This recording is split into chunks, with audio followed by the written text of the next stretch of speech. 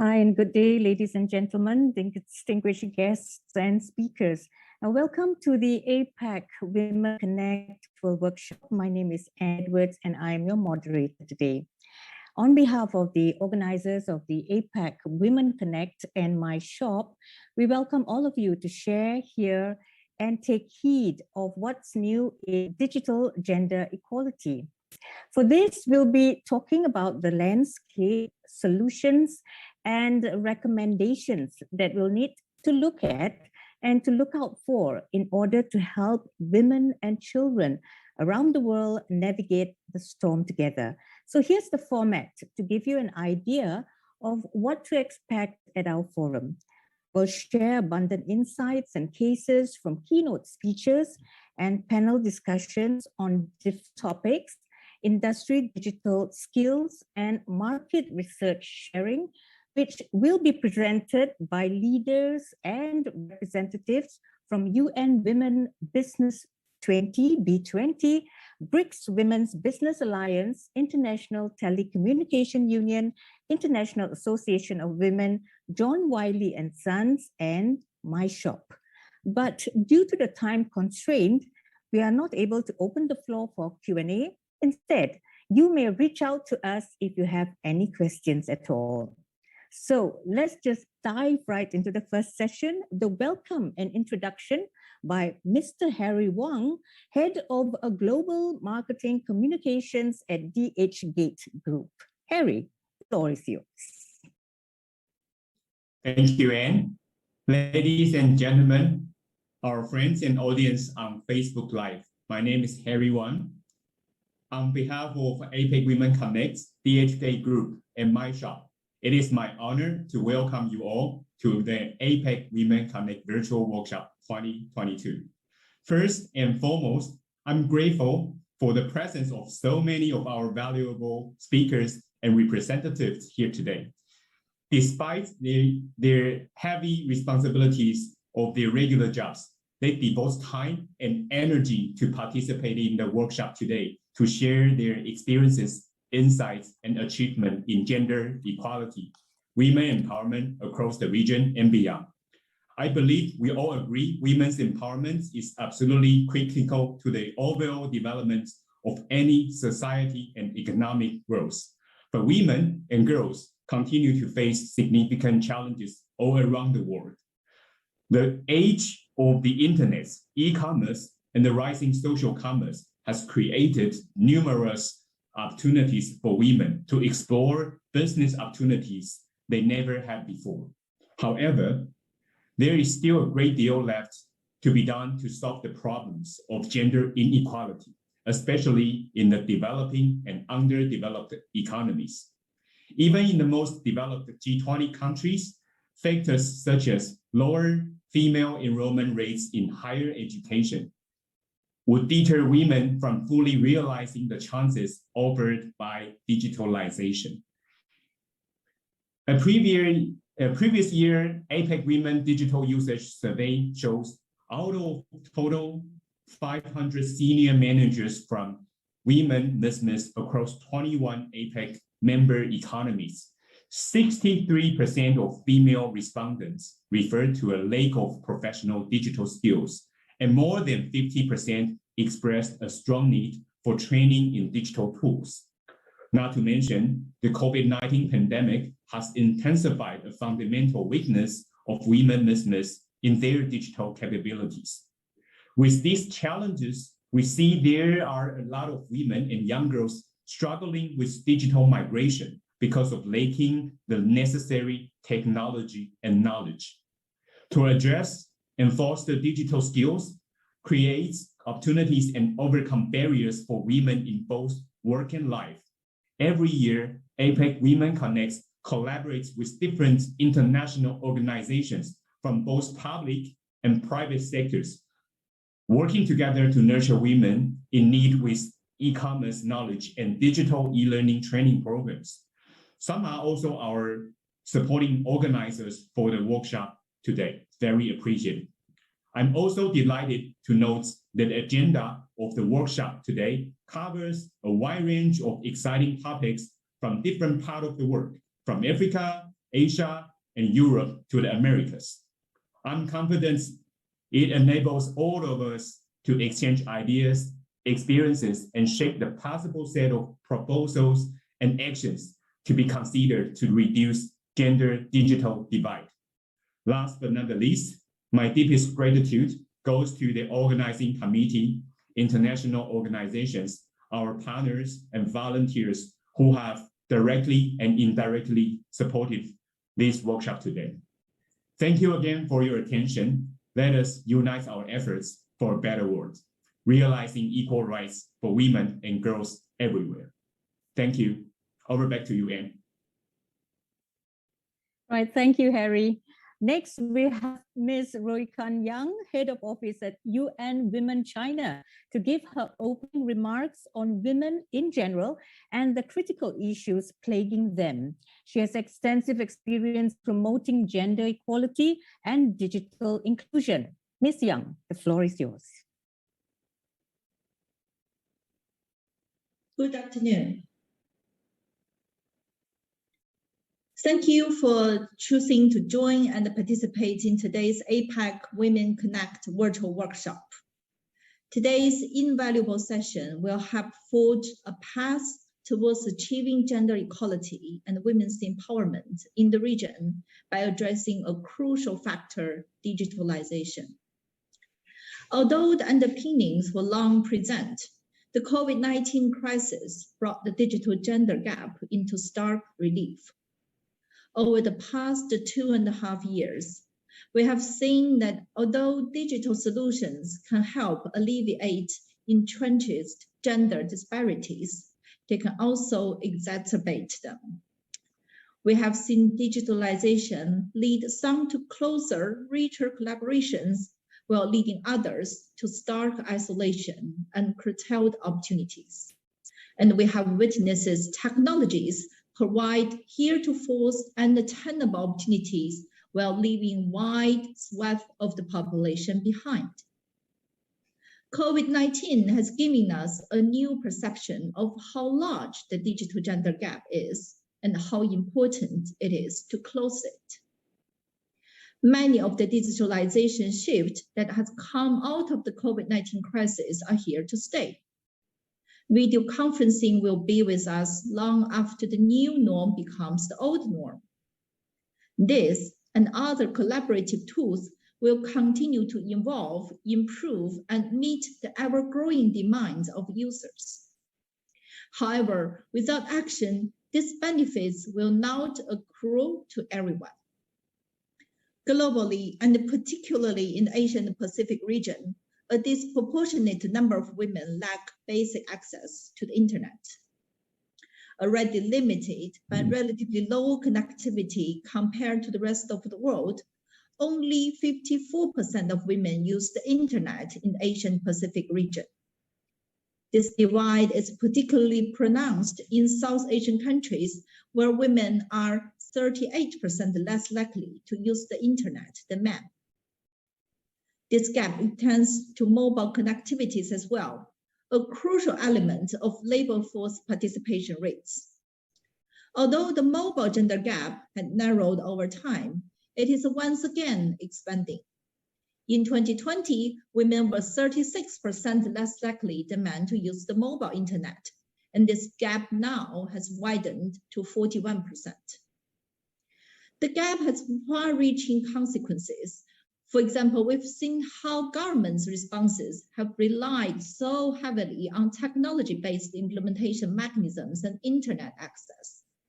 Online application of social benefits, portable proof of vaccination status, scheduling of medical screenings, and financial payments are just a few of those tools that have come to guard it as clearly essential. Yet, without our work to narrow the digital divide, this will remain out of reach to millions of women across the globe and within the region.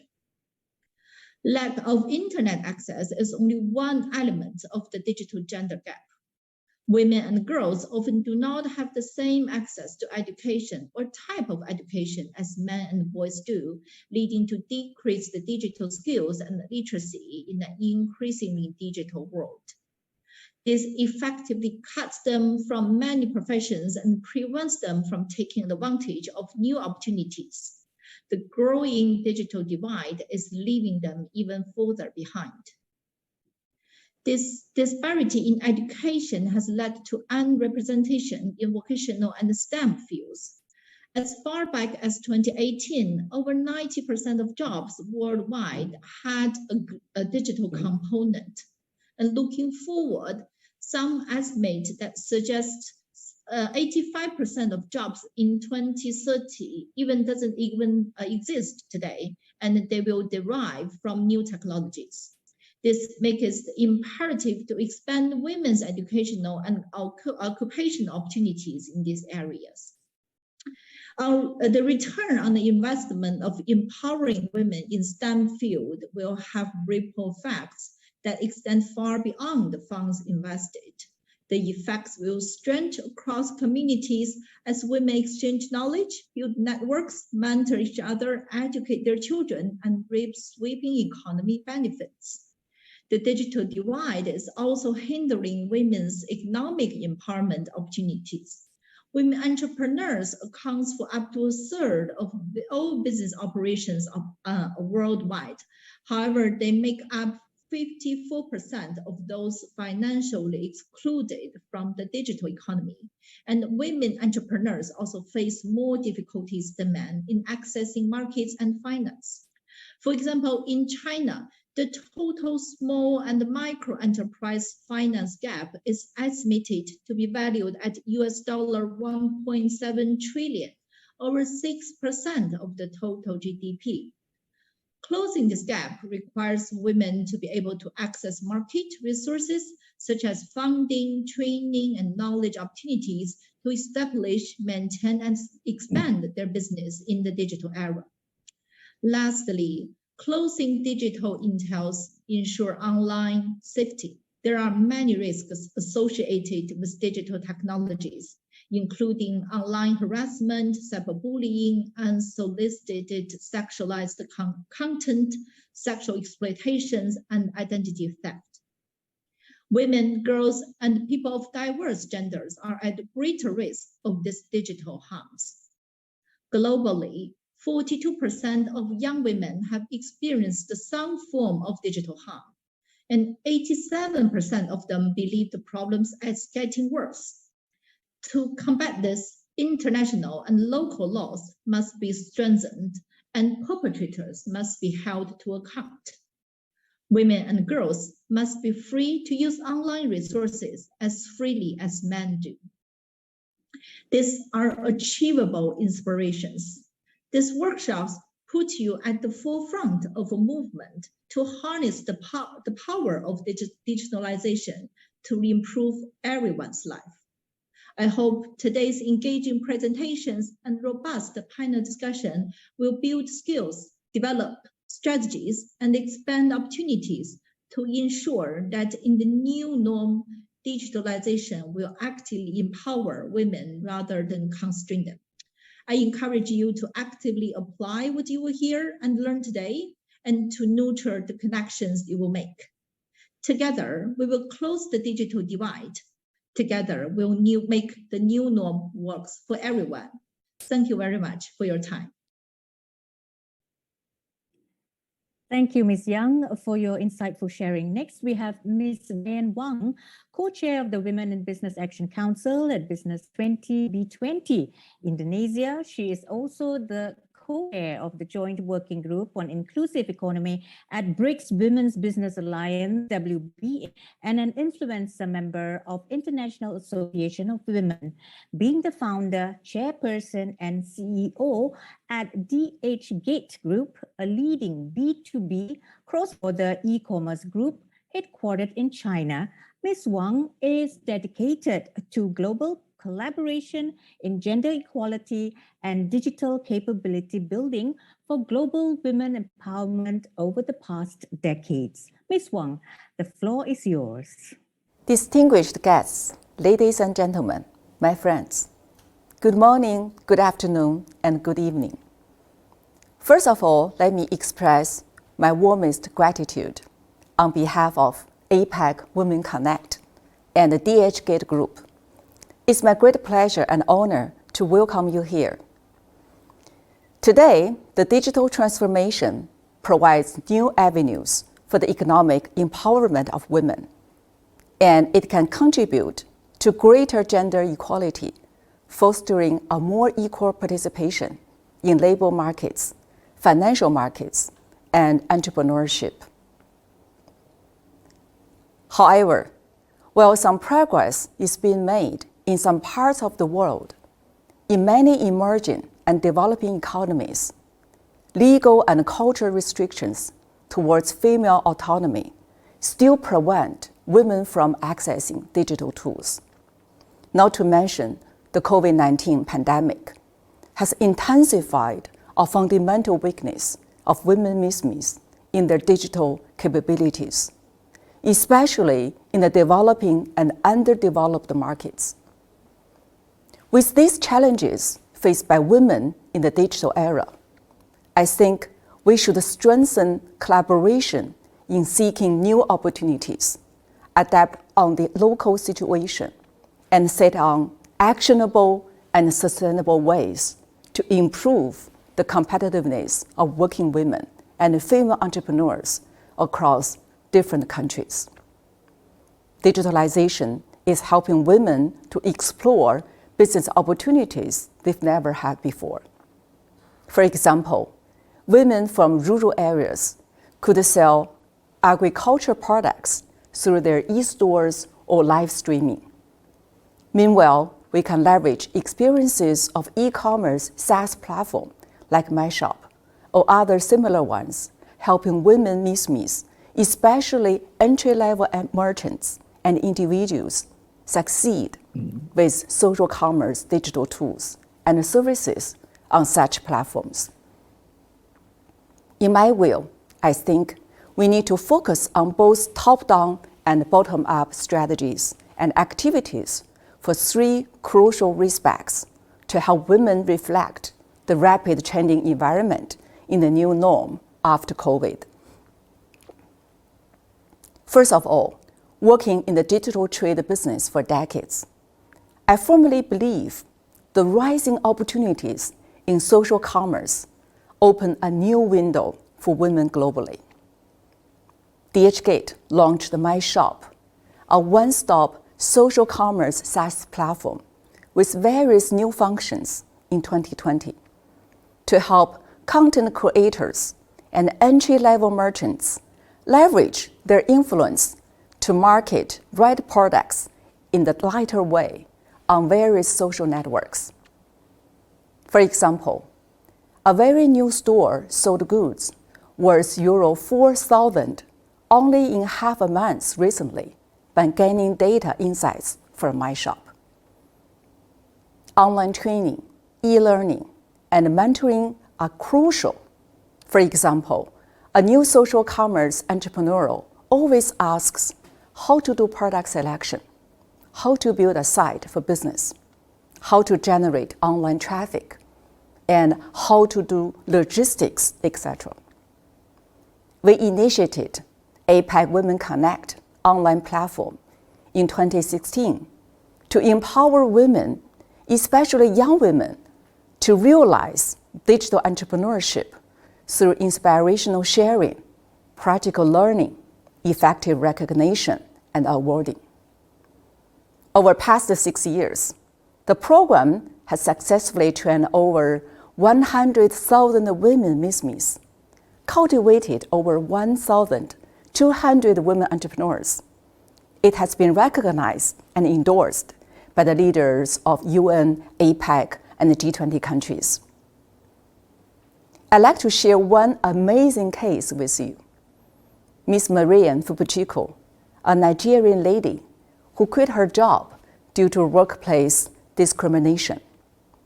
She attended the MyyShop training program and won the competition of APEC Women Connect, her power competition last year. It enabled her to start an online business in a much lighter way, making it easier for her to start online business without coding or design skills. For example, MyyShop helped her open the internet store, build a site with customized page, select matching products, and order fulfillment in just a few minutes. Unlike traditional e-commerce site, she's now able to easily share a link to recommend her products to her friends and families in Africa, and close the deal through the sharing and light shop builder tools. By grasping the opportunities in the latest trend, social commerce, I believe many young female entrepreneurs can become the next Marianne. Secondly, I believe it's vital for us to build up professional communities for women, which can work as access to various resources, information, and funding. In the process of building up professional communities, women usually face the challenge of the lack of resources. According to the market statistics, 90% of the VC decision makers are men, who in turn invest 86% of their capital in male leaders. Many surveys say that only a tiny number of male investors invested in women entrepreneurs.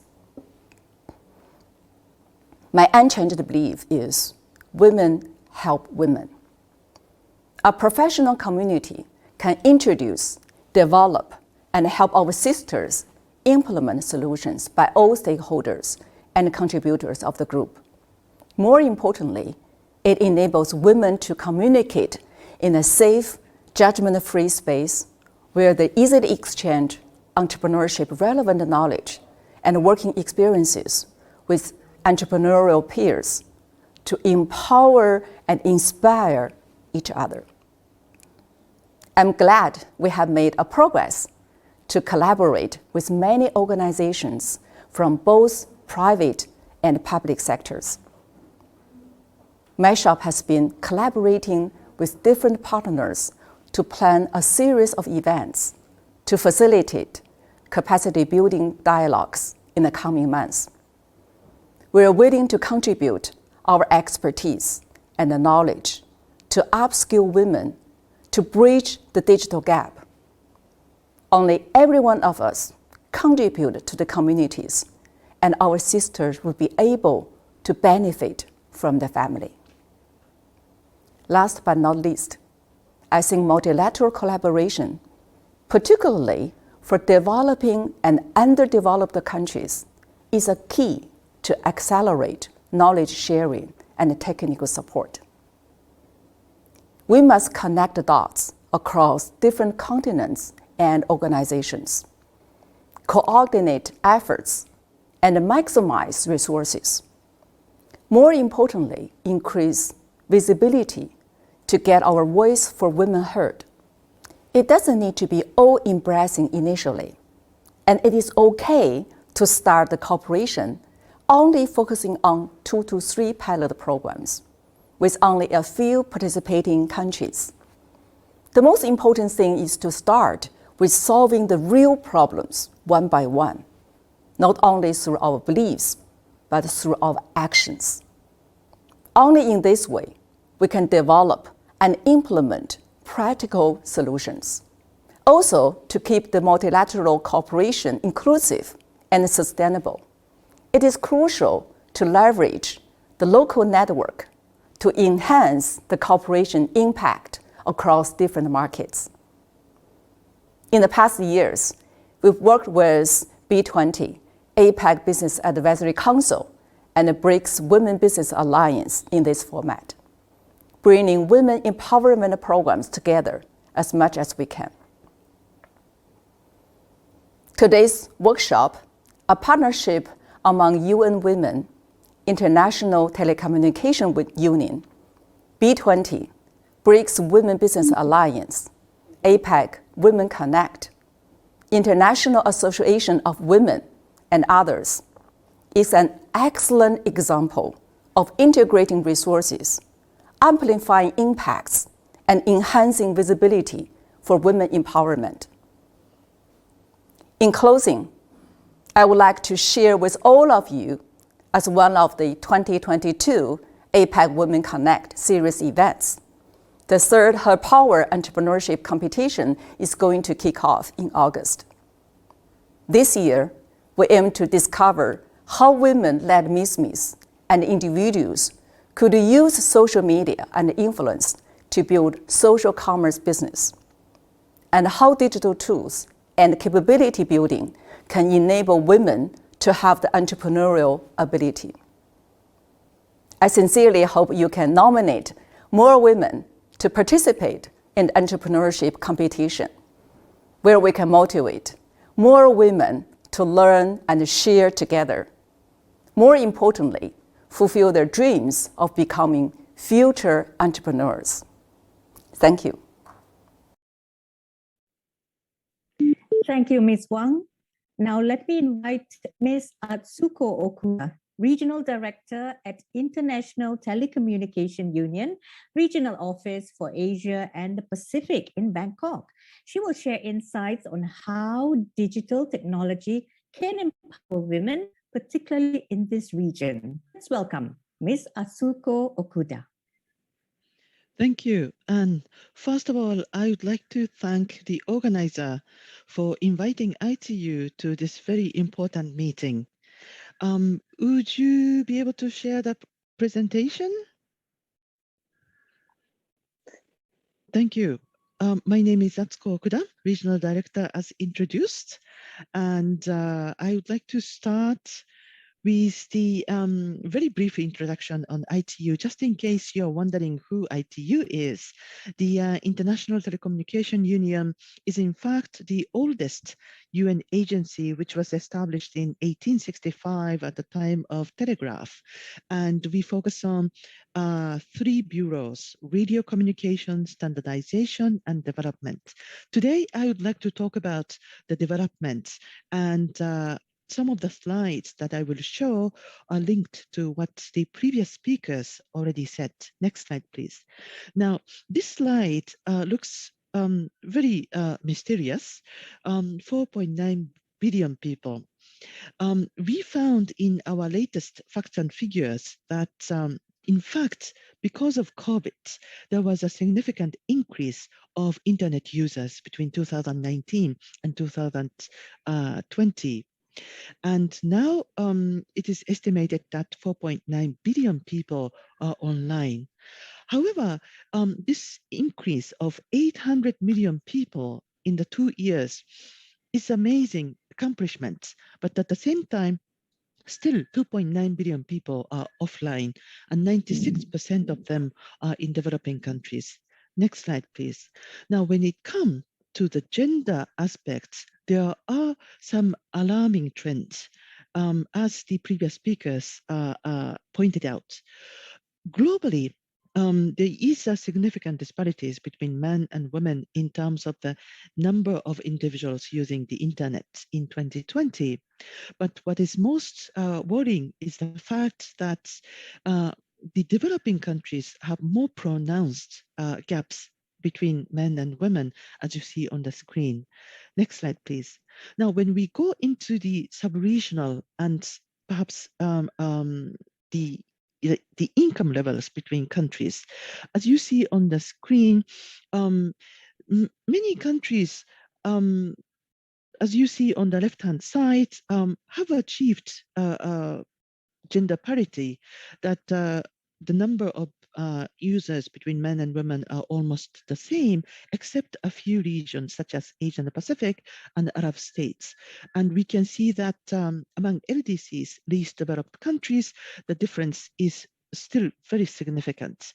And what is perhaps equally alarming is the fact that on the right-hand side, the gender digital gap is in fact increasing.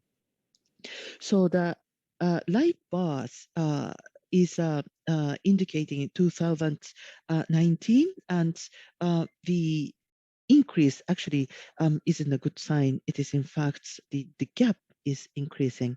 Next slide, please. So this slide also shows the gender digital divide in terms of the number of individuals, the percentage of the individuals using the internet by gender in selected countries in Asia and the Pacific. As you see, some countries in fact achieve the opposite, that there are more female users in the country, while there are significant disparities in some other countries. So as the previous speakers mentioned, gender digital divide is a serious issue which affects a lot of girls and young women. Next slide, please. So the question is, what is it that an organization such as ITU is doing to address this gap? Next slide, please. We have several approaches to this topic. One is the Girls in ICT celebration. Next slide, please.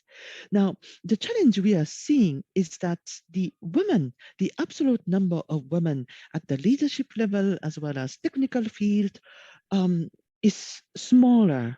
So we need to expand the number, the base of female professionals all across. And this event, Girls in ICT Day, is designed to attract girls and young women to explore the academic and professional career in ICT and STEM as a whole. So under the theme of access and safety, ITU has been celebrating this special occasion across the world. And in Asia and the Pacific, as you see on the right-hand side, we have celebrated in Thailand, Indonesia, the Philippines, Cambodia, and we are going to celebrate in Timor-Leste next week. So what we do is to invite the partners to have capacity development sessions, and we invite the girls and young women in the capital as well as outside the capital to have this exposure to different aspects of digital technology. Next slide, please. And this has become increasingly popular. Now, in addition to the advocacy and capacity development, ITU is working with various partners such as GSMA and UN Women to expand the equals global partnership. So equals has 4 key elements of access, skills, research, and leadership. And we, of course, work on the advocacy as well, so that there is a systematic program and partnership to bring these different components to address the challenges the earlier speakers pointed out. Next slide, please. Additionally, we also recognize that the cyber space, especially cybersecurity and women, are important topics that we should address.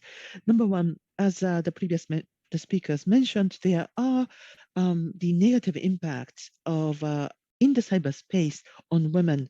But at the same time, what we see is that there are very few female professionals in the cyberspace, cybersecurity area.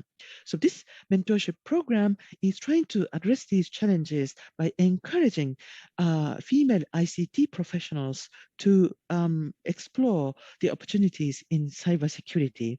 Next slide, please.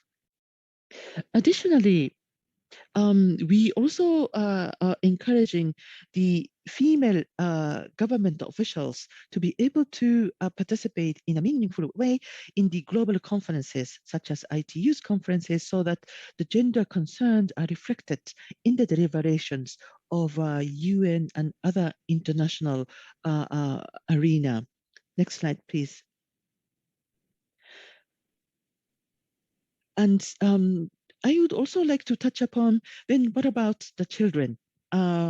Because I believe that how to protect children online is a very significant and important topic for all of us. So ITU has been promoting child online protection through different tools, such as the toolkit that you are seeing on the screen.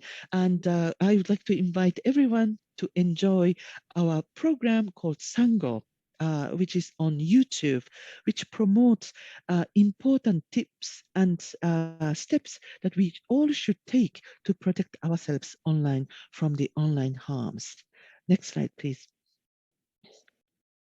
And additionally, ITU is working with other UN agencies such as UNICEF, core.org, UN Women and UN country teams to advocate and promote awareness on the gender digital divide, as you see on the screen, we publish articles and raise the awareness on the gaps and numbers as you have seen earlier in my slides.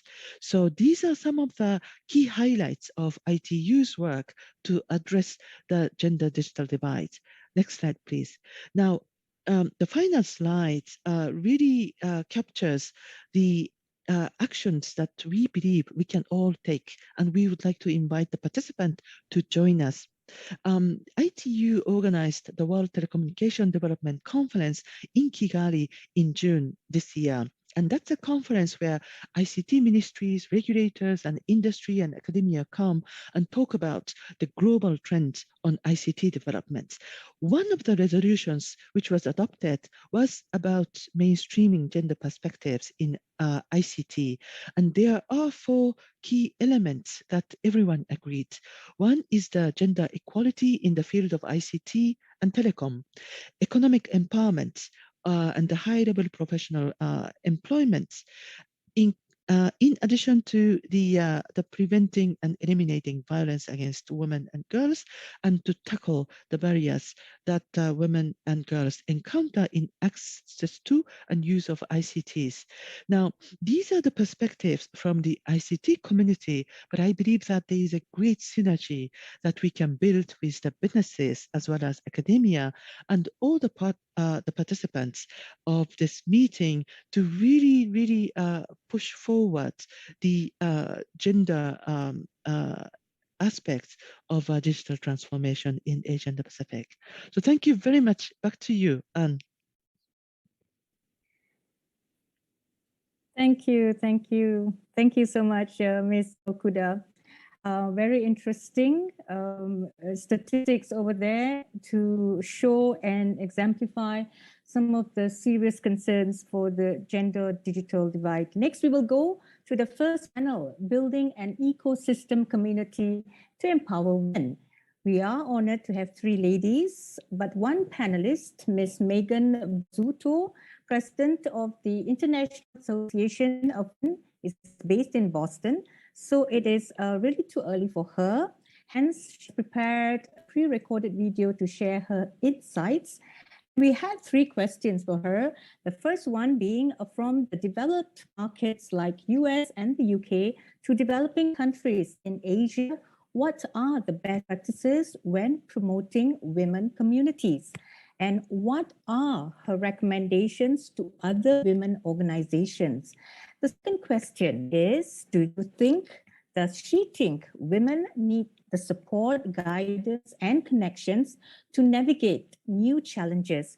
What technology partnerships or initiatives in the community, in her community, that has been done to advance their digital capacity? And the third one is, what recommendations can she share with the public and private sectors to drive gender equality? Hi, thank you so much for inviting me to join this very important conversation today. I'm so happy to be here to represent the International Association of Women, but more importantly, to help support and empower women from around the world. I think these conversations are so important. I think connecting new communities is so important, and I'm really excited to be a part of this conversation today. So your first question, looking at developed markets like the US and the UK to developing countries in Asia and best practices when promoting women communities, my recommendations to other women organizations. So we've seen a number of communities develop around the world. And some of these are small communities, some of these are large communities, some of the topics are really broad, some of the topics are really narrow. And there's this shared mission of empowering and supporting women. And this is something near and dear to my heart. I'm a firm believer in the resources and tools and connections and communities that really empower women and dive deep to help provide women the connections, to provide them the resources, to provide them the tools and things they need to be able to feel confident and excel. So as we've seen a number of communities developing and popping up around the world, I think that I have 3 critical recommendations that I would offer to other organizations based on what I've seen work well at the International Association of Women. My first is tied to authenticity. And this means really being authentic, really not copying somebody else, showing up as who you are and what you offer. This means you have a set of values, core values that drive your community and your membership and your engagement, and that these values are consistently adhered to. What your leadership, whether you have one leader or a board of directors or a team of leaders, but that they're always promoting and supporting those core values, and that they're living by that mission. With the number of communities available, it's really important that you don't mimic, that you don't copy, that you don't replicate what somebody else is doing, but really offer your community a valuable experience that will connect and engage for a specific reason. What is it that you're all about, and what are your members going to get from you? The second recommendation I have is to consistently add value to your community. So it's very easy to create a Facebook group. It's very easy to create a LinkedIn group, to grow presence on social media. The technology is there to support this, but what happens is we see a lot of communities show up where, oh, I have a group of 100 women, so let's just call it a group of 100 women. But what's the value inside the community? What are they getting from you? So when women especially join communities to meet other like-minded women, they want to tap into the power of those connections, of the shared tools, of the resources, the things that your users are going to find valuable, whether it's thought leadership, whether it's specific support for projects, whether it's career advice or resume services. What do they get from your community that is going to be valuable and help them in their own professional journey? Finally, my third recommendation would be meet your community where they are and make it easy for them to engage and connect with you and others within the community. User experience is something that is really, really important. And if your users don't feel like they're supported or like they can easily access what's inside your community, they're not going to come back. Women are so overwhelmed. Women have enough on their plate. So it's important that you give them an experience that makes it easy for them to connect. Engagement, keeping them engaged, giving them a reason to come back is critical to the success of your community. Because if you have the value there, if you have an experience that's easy for them, if they're having a good time, they're going to keep coming back. And that's what you want, is that returned engagement.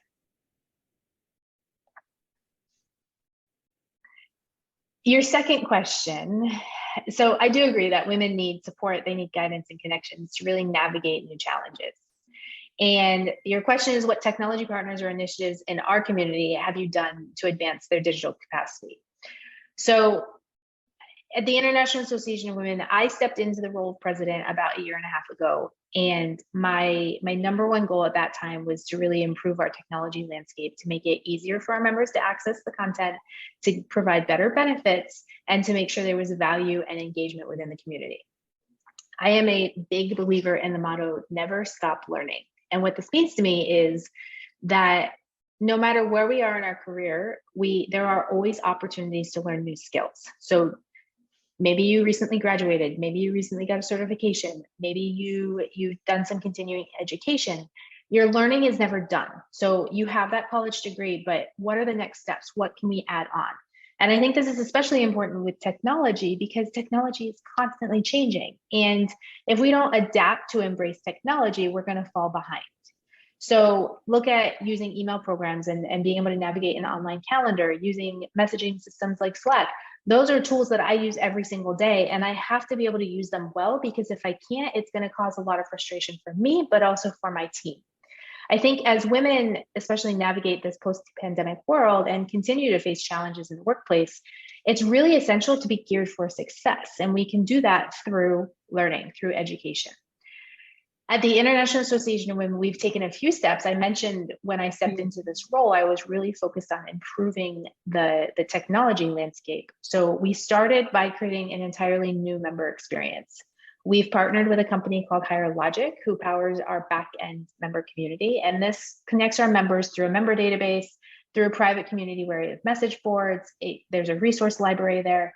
It also offers a mentor match program. And that was really important to me, because we know there's a lot of data out there that shows us that when women have a mentor, they are more likely to be successful. So we know the data tells us women need mentors. So we've made it easier for our members to set up a profile that says, I can be a mentor, or I'm looking for a mentor, or you can do both. But it's all based on industry and skill and location and whatever you need it to be. So if you're at a point where you're trying to get a promotion, you might look for a mentor who can help you with that specifically.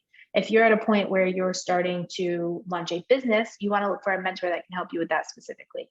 So that mentor program has been essential to give our members something that is really valuable, but the technology is what's driving that. The next thing we did was we revamped our benefits a little bit to create a weekly resource. So every week we drop a new resource into our member resource library. This includes things like ebooks, worksheets, guides, video tutorials. So we're using that technology, we're using that community to deliver value through resources. And I think that the resources that you'll find in our community, they cover, because our audience is broad and we have women from around the world. Some of them are on the career side, growing a career. Some of them are entrepreneurs. And so our resources cover that whole landscape, but we do a lot around using tools, using technology, what technology you need to know, along with other skills that women need to succeed. And then finally, I think that the thing I've been most excited about that's happened in the last year or so, we partnered with LinkedIn Learning to provide our members with what we call enhanced education. So LinkedIn Learning is a fantastic platform. They offer more than 15,000 high quality, like they're good courses. It's all on demand. It's all there either on your phone or on your computer. You can get certificates. You get little badges for things that you've done. And the LinkedIn Learning platform has such a wide variety of content. So no matter what skill you need to learn, they have courses there. And so we provided our members with access to that so that they can never stop learning, so that they can find the education and the support they need to give them the confidence to go out and say, hey, I have this skill, I can do this. I can add this to my resume, or I can add this to what I'm doing on my personal brand. Your last question, what recommendations do I have to share with the public and private sectors to drive gender equality? So this is an area I am super passionate about, and I really love this question because I see so many organizations posting on social media, especially on International Women's Day, which is in March, but they show their support for women. Everyone says, yay, we support women, but a badge on social media is not what women need. A badge, it's great, right? I love the show of support. I love the awareness of the campaigns, but without the programs and policies in place behind that badge, it's meaningless. You need programs, you need policies that promote and support women. You need women to be able to show up who they are, what they value, and to be able to support them in their career. So some of the specific recommendations I have, first, it starts with tone at the top. Promote diversity on your board and leadership teams. Let me see that I'm not going to be the only woman in the boardroom at the table. Let me see that there's other people that look like me in high-level positions within the company. I'm a mom. I have 3 small kids, so I don't want to show up and be the only person that's a mom with 3 small kids. It's tough to walk into a room and say, oh, wait, school's calling, I need to take this call, if I'm the only one that's doing that. And if I need to do that, make sure that I'm allowed to do that. Don't penalize me for being a mom. Don't penalize me for growing a career, but growing a family at the same time. When we see other women in high-level positions that are just like us, it's really motivating. It sets the right tone for inclusion. So first, I would say really promote diversity on your board and leadership teams.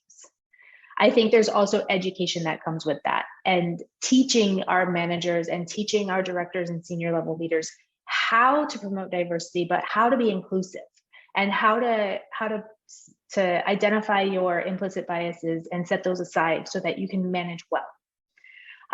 Second, we have to remove the gender pay gap. And I think this can be done company by company by being transparent about wages and salaries. Put those bands in place. Let your employees know this is your level, this is your position, this is the bracket. And if I'm doing this job and there's a man next to me doing the same job, we should be in that same bracket. We should be in that same range. And if we're not, it's up to senior leaders to fix that. So if me and Mark are sitting here doing the same job and he makes more than me, why? What's the reason for that?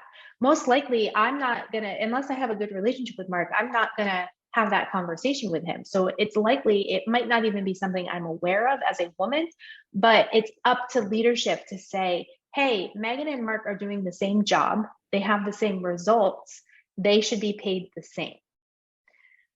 My next recommendation would be, no matter what position you're in, always be an ally.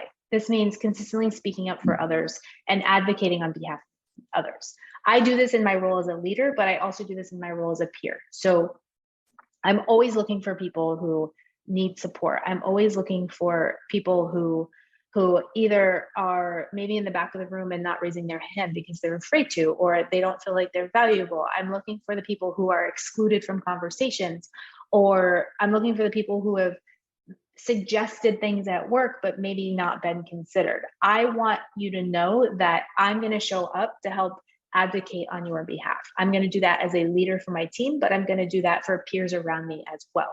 And I think this is something that all of us can be doing day to day, is setting a good example of what it means to be an ally, setting it a really good example for advocating on the behalf of others and showing people how to do this. Next, for women especially, I think we have to make work-life balance a priority. We've seen mental health has been a massive issue for women and men around the world. The pandemic just made this 10,000 times worse. So we really have to encourage employees to make themselves a priority and encourage that work-life balance. We have to show by example the importance of taking vacation, the importance of not being online all weekend, the importance of, if you need a mental health day, go do what you need to do to take care of you, because when an employee feels empowered and supported in this way, their performance will improve. When I can show up at work and say, here I am, I'm a mom, I have all these things to offer, I feel like I can bring my whole self to work and I'm going to do a better job for you. And when employees show up and they feel like they constantly have to prove themselves, or they have to hide a piece of who they are, or they can't have a bad day, it really impacts performance. And so do whatever it takes to encourage your women, especially, to show up as who they are and support them through that work-life balance conversation. Finally, I want to add in specifically, being in the US and the Roe v. Wade decision and the impact on women specifically, remember when these things happen that you have to make space for employees to feel the things that are happening. When women especially are impacted in this way, it's hard for us to walk into a room and just say, okay, you know, I'm going to compartmentalize, I'm going to put this over here and not think about it, because it feels very much like a personal attack on women. And so do what you need to do to make sure that the women in your organization know that you are supported. No matter how you feel, you are supported. So if you live in an area where suddenly you're impacted by new abortion laws, that's hard, that's heavy. So don't expect women to show up the next day all happy and cheerful, feeling like they want to give 100%, and make sure they know that they have space to grieve these changes, to realize what the impact is, to make changes to their lives if they need to, but also that you will be there to support them through whatever it is they need support with. And so in the US especially, this has been a massive topic of conversation among organizations. And I think one of the things I'm seeing that I think is great is employees being supported by their employer. So if you live in a state where suddenly there's a new law that impacts something that you need to do, we're going to help support you through getting the medical care you need so that you can live the life you want to live. And I think it's important that as we drive gender equality, that we're looking at women as what they bring to the table, who they are, their value, their experiences, and giving them those opportunities to be successful and making them feel like it's a safe space for them to show up in. Thank you so much for including me in this very important conversation today. I'm looking forward to hearing from all the other panelists and all the other speakers on this event. It's such a fantastic timeline. It's such a great agenda for today, and I hope that you all enjoy it. Have a great day. Thank you so much, Megan. Fantastic feedback there from Megan. Thank you. So let's continue with our questions from our other two panelists, Ms. Maya Juwita, who is Executive Director of the Indonesia Business Coalition for Women Empowerment, and I have with me Ms. Veronica Motluzzi, Chair of the Innovative Development Working Group at the BRICS WBA South Africa Chapter, Founder and Chief Executive Officer at SmartDigital Solution. Welcome. Let's start with Ms. Juwita. As the lead engine in empowering women in Indonesia, can you share the key initiatives to promote gender equality since COVID-19? Thank you, and nice meeting you online, and to you also, Veronica. Thank you for APEC Women Connect to invite me to speak in this event. It's really such an honor for me. To address your questions and about what we have done to address gender equality during the the post COVID-19. I think one of the things that quite challenging before that we have tried to promote flexible working arrangement, which is essentially will be very benefiting for women since 1917. But it's quite difficult that since most of the private sectors or companies in Indonesia, it's quite traditional in the matter of workplace. So it does still believe that people come to the office, you look at the face of your team, it's considered working.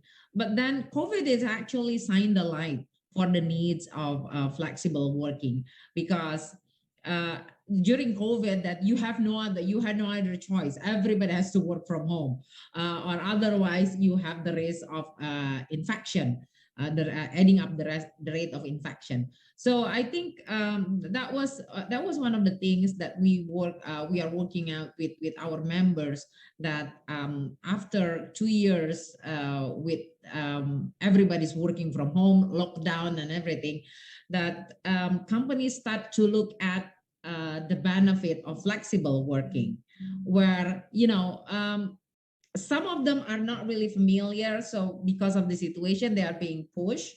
But then during the time, they find out, oh, okay, people can work as well, from home for that. But then another challenges came because the border between personal life and your professional life become blurry, right? Because everything you have to be done at home.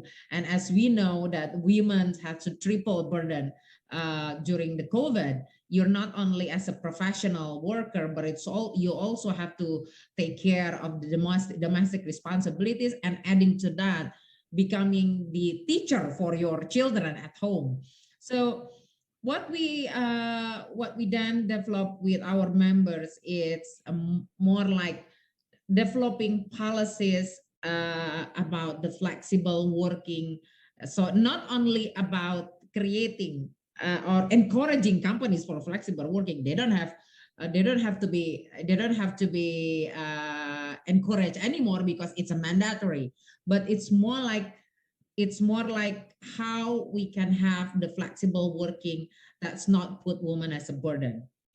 Like recognizing that there are some responsibilities that women have to carry out at home, and how companies can acknowledge that, and creating some of the borders or some of the environment. Let's say one of our members, that will be a panel on our next session, which is Unilever, created a policies that meetings should not be started before 8:30, and it has to be finished at 6 p.m.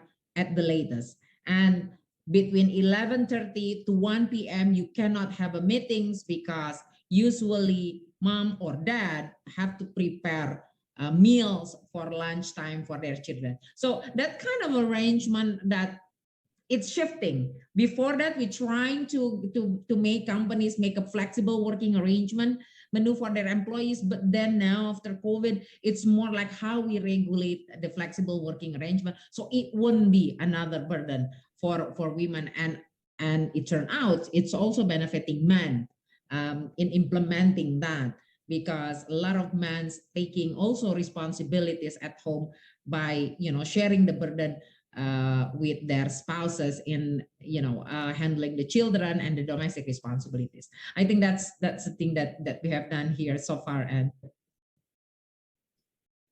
thank you, Ms. Juwita.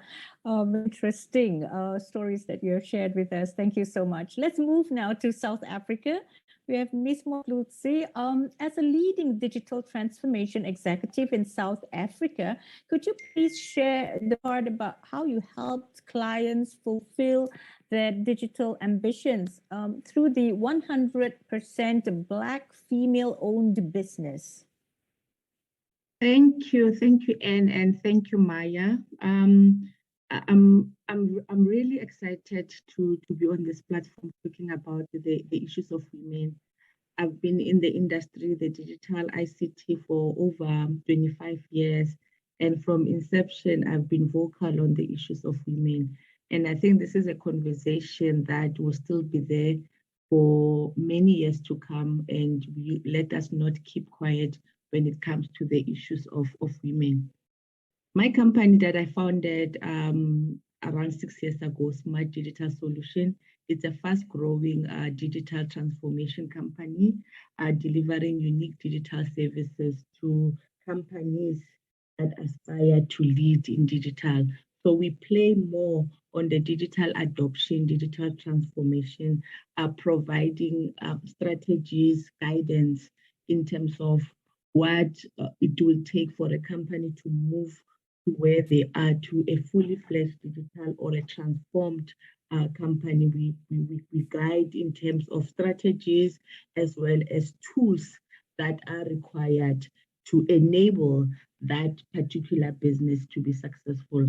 Most of our customers are in the health space, which is something that touches the lives of women, of people, in the financial services, logistic as well. We've got big customers. Some of the tools that we provide are smart health related tools, smart education, smart home, as well as smart transportation and smart cities. Thank you, Anne. Thank you so much, Ms. Motlutsi. Ms. Juwita, Maya, in this new normal, we understand that many jobs have upgraded their requirements for the workforce, particularly in digital skills. Could you share the latest situation and your findings in Indonesia? Well, I think in early 2022 that the government of informatics, Ministry of Communication and Informatics in Indonesia, launched the result of the Indonesia Digital Literacy Index, in Indonesia.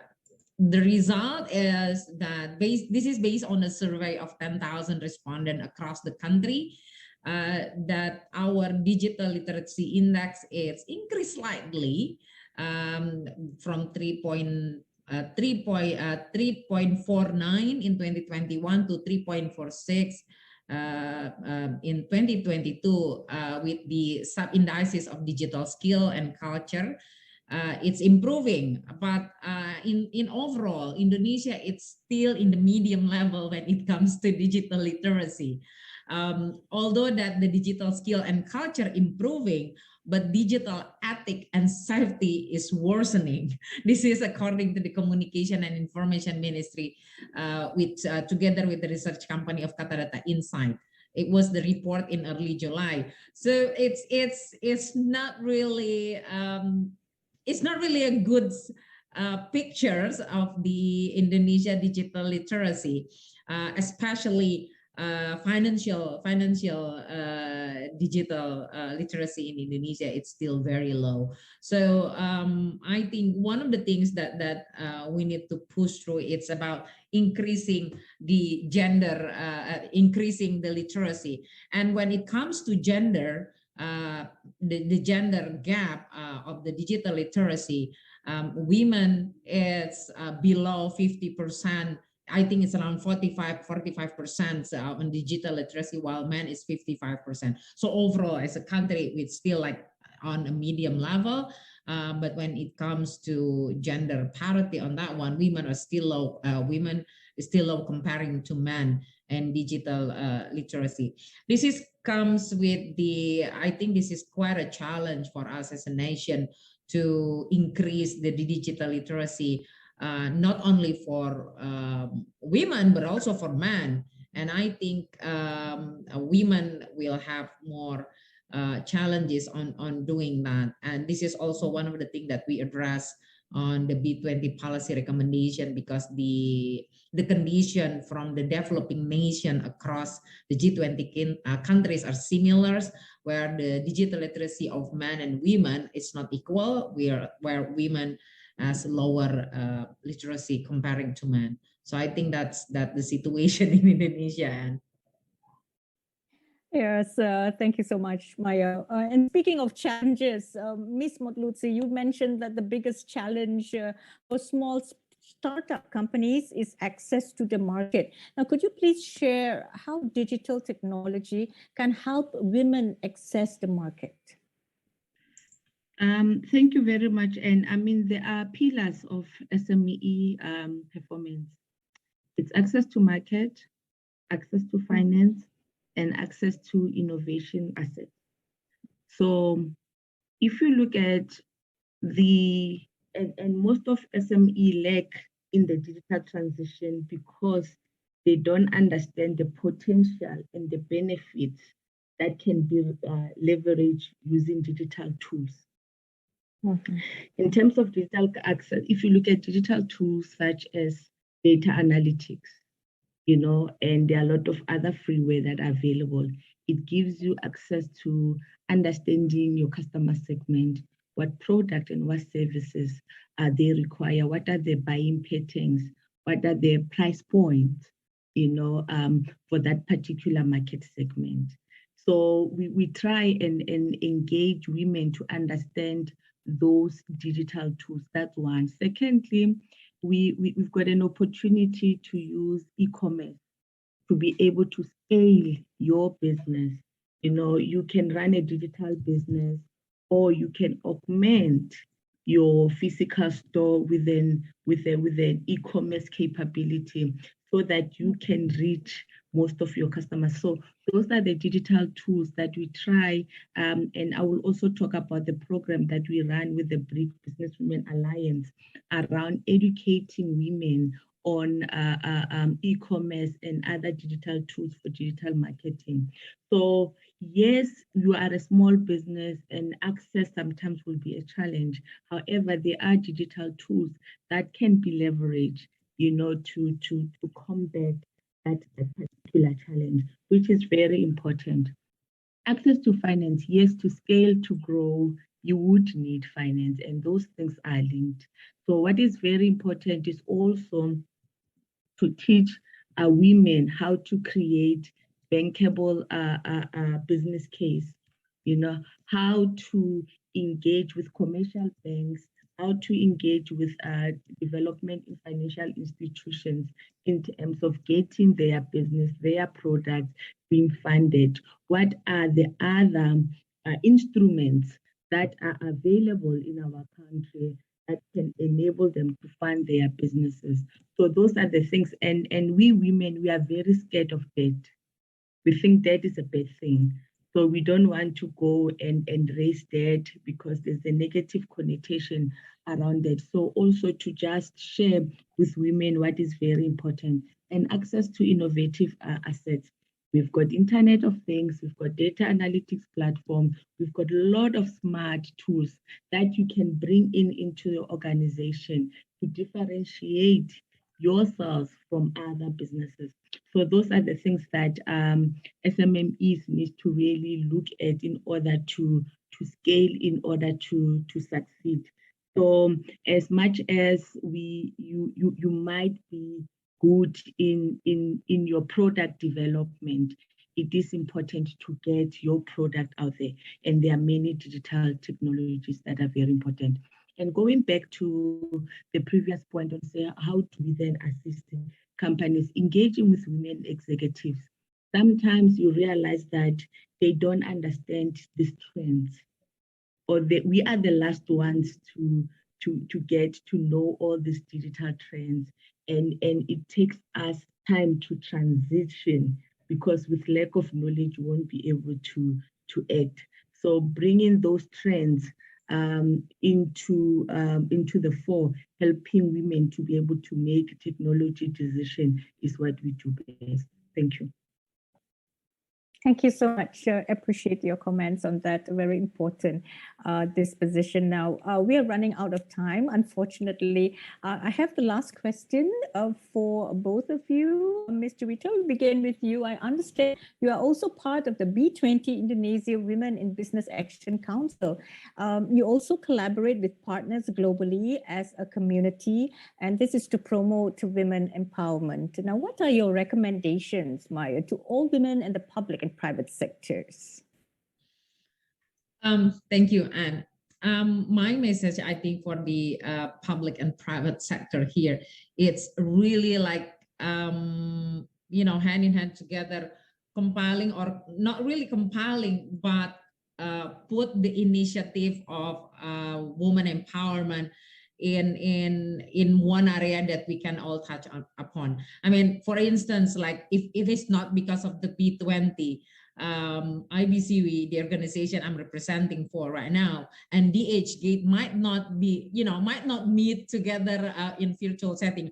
Or for instance, with me and Veronica, we cannot meet just because it's not because of the B20. So I'm thinking that for all the public and private sectors to come together in one platform or one initiative to join effort for progressing women into leadership position, for empowering women economically.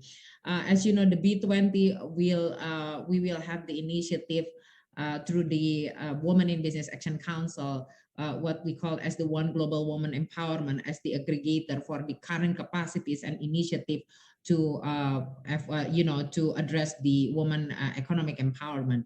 And this initiative will not only be open for the G20 countries, but it's also global. So it's no matter where you are, if you have the initiative about One Global Woman Empowerment, I would like to invite you to join us and addressing and finding your partners globally to address about woman empowerment.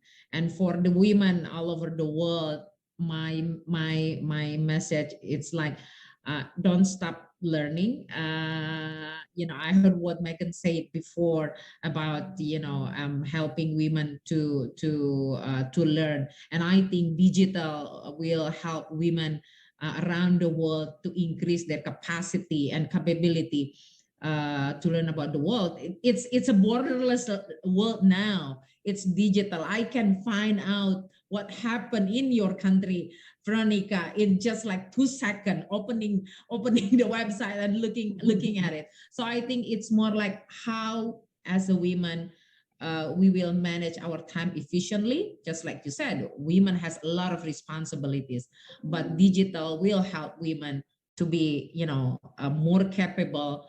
But we also have to drive ourselves to, learn a lot on this one. So don't stop learning. And I know it's exhausting to be the woman because you have a lot of responsibility. I know that, but I think we also have that resilience on our DNA to be more capable and also equally capable with men. So I think that's from me. And thank you.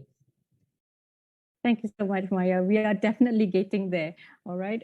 So my last question for Ms. Motlutsi. You are the chairperson of the Innovative Development Working Group in the BRICS WBA South Africa chapter, and you have many partners and stakeholders in this community. Now, what have you done to empower women, and what policy recommendations can you share with the public and private sector? Thank you very much. I want to share about the exciting project that we are embarking on, which will be launched on the 28th of September through the Alliance. So we are putting together a training program for 100 business women, teaching them on e-commerce, how to leverage e-commerce, digital marketing tools, domain name registration, and what are the legal aspects around domain name registration. Sometimes you register a domain and there's a litigation, you don't know where to start, you drop the domain and open another one. It's a disruption in your business. We are working with our state-owned entity on digital skills to create content for this program, because it's very important that we partner with private companies as well as our state-owned entities. Meta has also agreed to come on board to support us with digital tools. So this is going to be very, very exciting. And if you want to know about the program, please feel free to write to us, and we'll share our learnings. In terms of policy, I'm connecting even now. I'm in Malawi, attending the African Internet Governance Forum, and we've been vocal around the issues of cybersecurity, particularly for women. In my country, South Africa, we had a lot of cases where women are robbed online, you know, in a form of a scam. There's a business scam, there's a relationship scam, and these things are growing now in the digital age. And it's very important that the government begins to really strengthen its policies around cybersecurity. And I saw the Sango project, which I would like to contribute more, because we are publishing a book on cybersecurity for women and children, because it will really help and assist our women to remain protected in this digital era. And I agree with Maya. The world is fled through digital. You know, there are many opportunities for collaboration, learning from each other. If other countries are advanced in terms of cybersecurity, that will be great to learn and understand. We work closely with our political parties to ensure that we influence policies at that level. Thank you very much. Thank you so much. Thank you, Ms. Georgia, and also Ms. Motlutsi. To the both of you, all the best. We wish you. Next, let's welcome Mr. Billy Dung from MyyShop to share the social communities with women and girls joining this event. The floor is yours. Thank you very much. It's my great honor to be a speaker here and say hello to all the distinguished guests. My name is Billy. I'm from DHGATE. Let me share my screen now. Can I have the authorizations to share the screen? I'm going to share from my aspects how we empower women to start up their own business by a few clicks away by MyyShop. 可以放开一下，让我共享一下屏幕吗？我现在没有权限。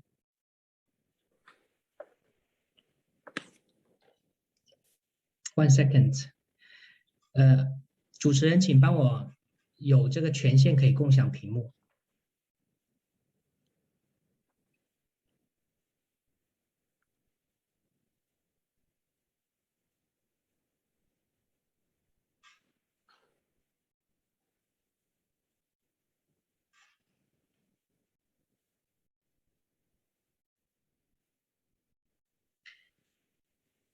Okay, fine. Yes, thank you. So I'm good. My topic today is that how MyyShop helps women start their own business with zero investment. Just now, our CEO Diane has said a whole picture and also the success cases about our successful customers. Me, I'm going to more from detail and practice aspect, how we achieve that. 下一页。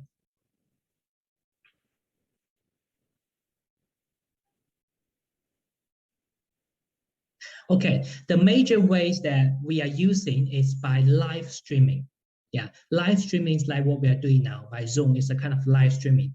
And we use live streaming to teach the online courses where a lot of audience are women who join this. And the live streaming online courses we did are made it for, number one, the startups for online business, especially online startups, and also anybody who are doing offline but who want to expand their online business, especially after the pandemic, and anyone who want to grow in social media and want to become influenced, or anyone who want to make money online or do part-time jobs online.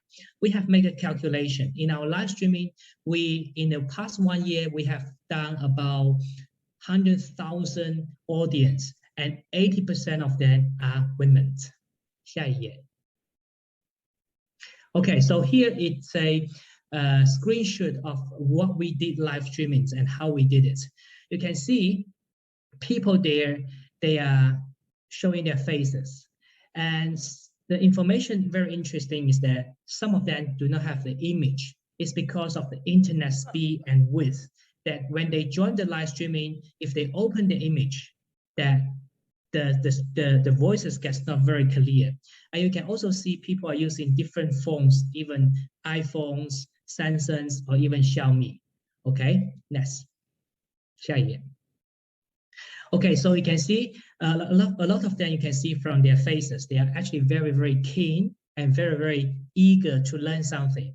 How to start their own online business, how to get an extra income, how to start up with zero budget or no investments.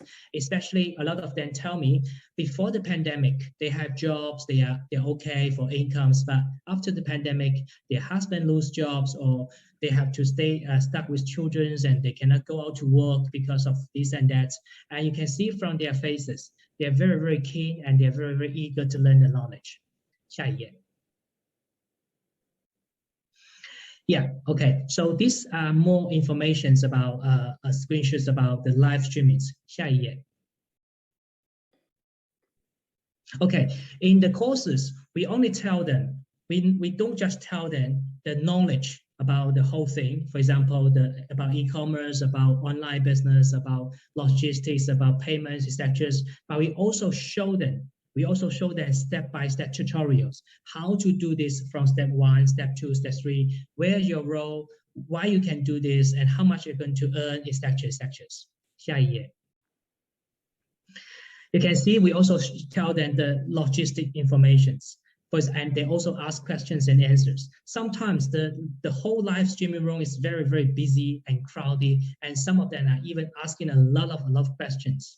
You can see, imagine a lot of women, a lot of audience, when they get stuck at home, you can feel their eagerness from their heart that they want to start up, but they really don't know what to do. And then MyyShop helped them. Okay, 下一页. Okay, 下一页. 下一页. Okay, so you can see on the live streamings, we also use computers and mobile. And I would like to say that according to our study, in the past 1 year, all this audience, most of them are women, and most of them do not even have a computer. Most of the devices they use is mobile. So we have designed our MyyShop.com, our website, our tool, to be mobile friendly, which is very, very important. And what's more, as Diane said, MyyShop is a social media e-commerce. It's a new generation. It's a new version of e-commerce business. And using mobile and making MyyShop mobile friendly will make it much more easier for our customer, our audience, our users of MyyShop to share to their social media easy. You can see on the screen, people are registering MyyShop.com and setting up their online stores and pages, and they share to Facebook, Twitter, YouTube, etc. 下一页. Okay, this is even more interesting, yeah. Because of the limitations of internet facilities, devices, etc., and also there was some language barrier. So when MyyShop team doing the live streaming to a lot of audience, some of them they do not even be able to see, or they even not be able to understand. So we have some of the core, or we say major influence. They will gather the people around them, having a places like this, listen to our live streaming, and the person who will be also be responsible for explanations or translating the whole logic and knowledge to them. 下一页.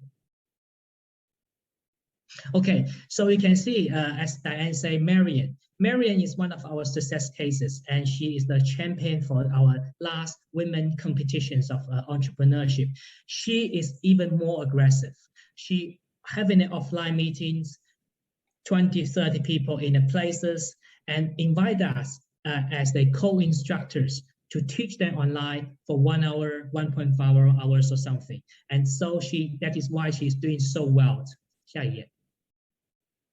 So we can see with this Marian, when the audience, when there are people around them, when her community is around them, we are cooperating together as a co-live streaming, co-instructions. 下一页. Yeah, and not just MyyShop.com, but also a lot of co-instructors. We have about 100 co-instructors in the world now, and most of them are women. And we train these instructors how to make courses, how to do presentations, how to understand the logic, how to teach the people around them to use MyyShop to set up their own business with zero budget. Yeah. And also, because of the pandemic, and of course because of the distance, a lot of instructors or even the audience, when they are doing the live streaming with us, we need to show them who they are dealing with. They do not know much about e-commerce. They do not even, touch this before. And it's very important that we use the computers doing the live streaming, showing their office, showing our office, our workplace, etc., to tell them who we are dealing with. Seeing is believing. We are genuine. We are good. We are this and that. And also, when they see this, they feel more confident, more comfortable dealing with us and listen to our live streamings. 下一页. And not just by Zoom, by TikTok, but we are using different cross-channel social media to do the live streaming. For example, the screenshot here is YouTube. You can see on this YouTube live streaming, there are 451 audience at that moment, just one channel. And people are asking questions. We are showing them our office. We're teaching them step-by-step tutorial lectures.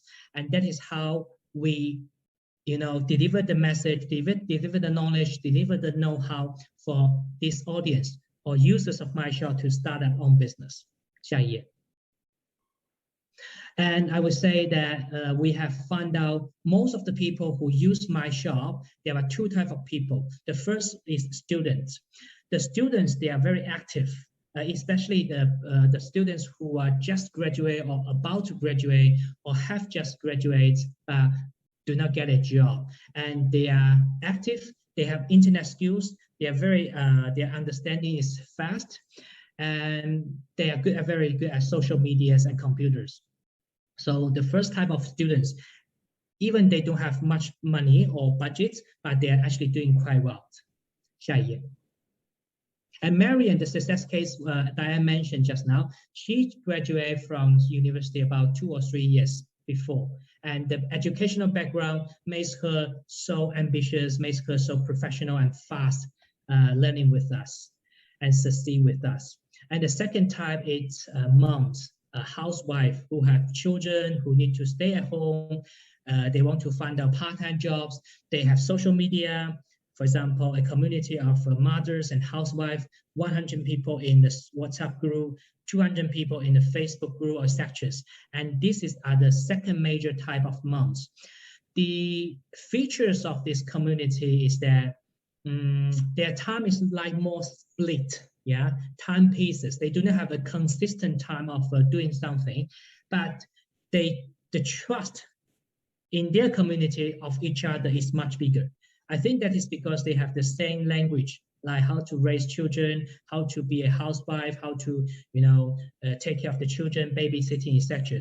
And the buying power of their community is obviously bigger than the students' community. 下一页. Okay, so here is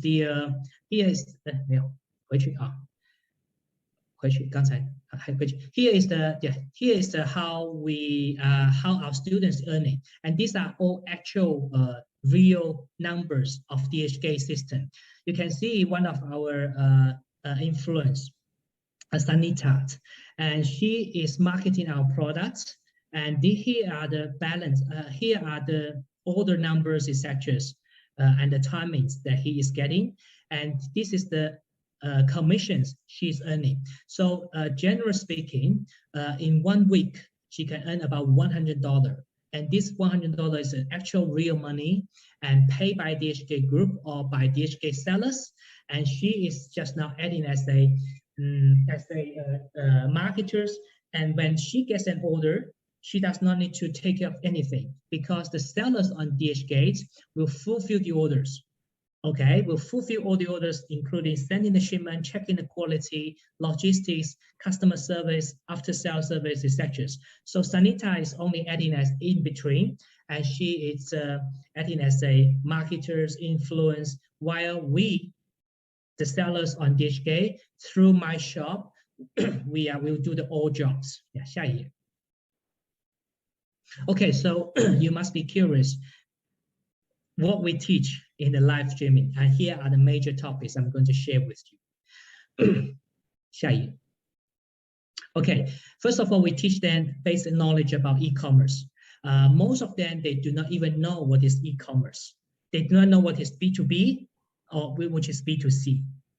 They just know, yeah, well, you use mobile and then you see something, you buy something, and then they do not know how to sell it.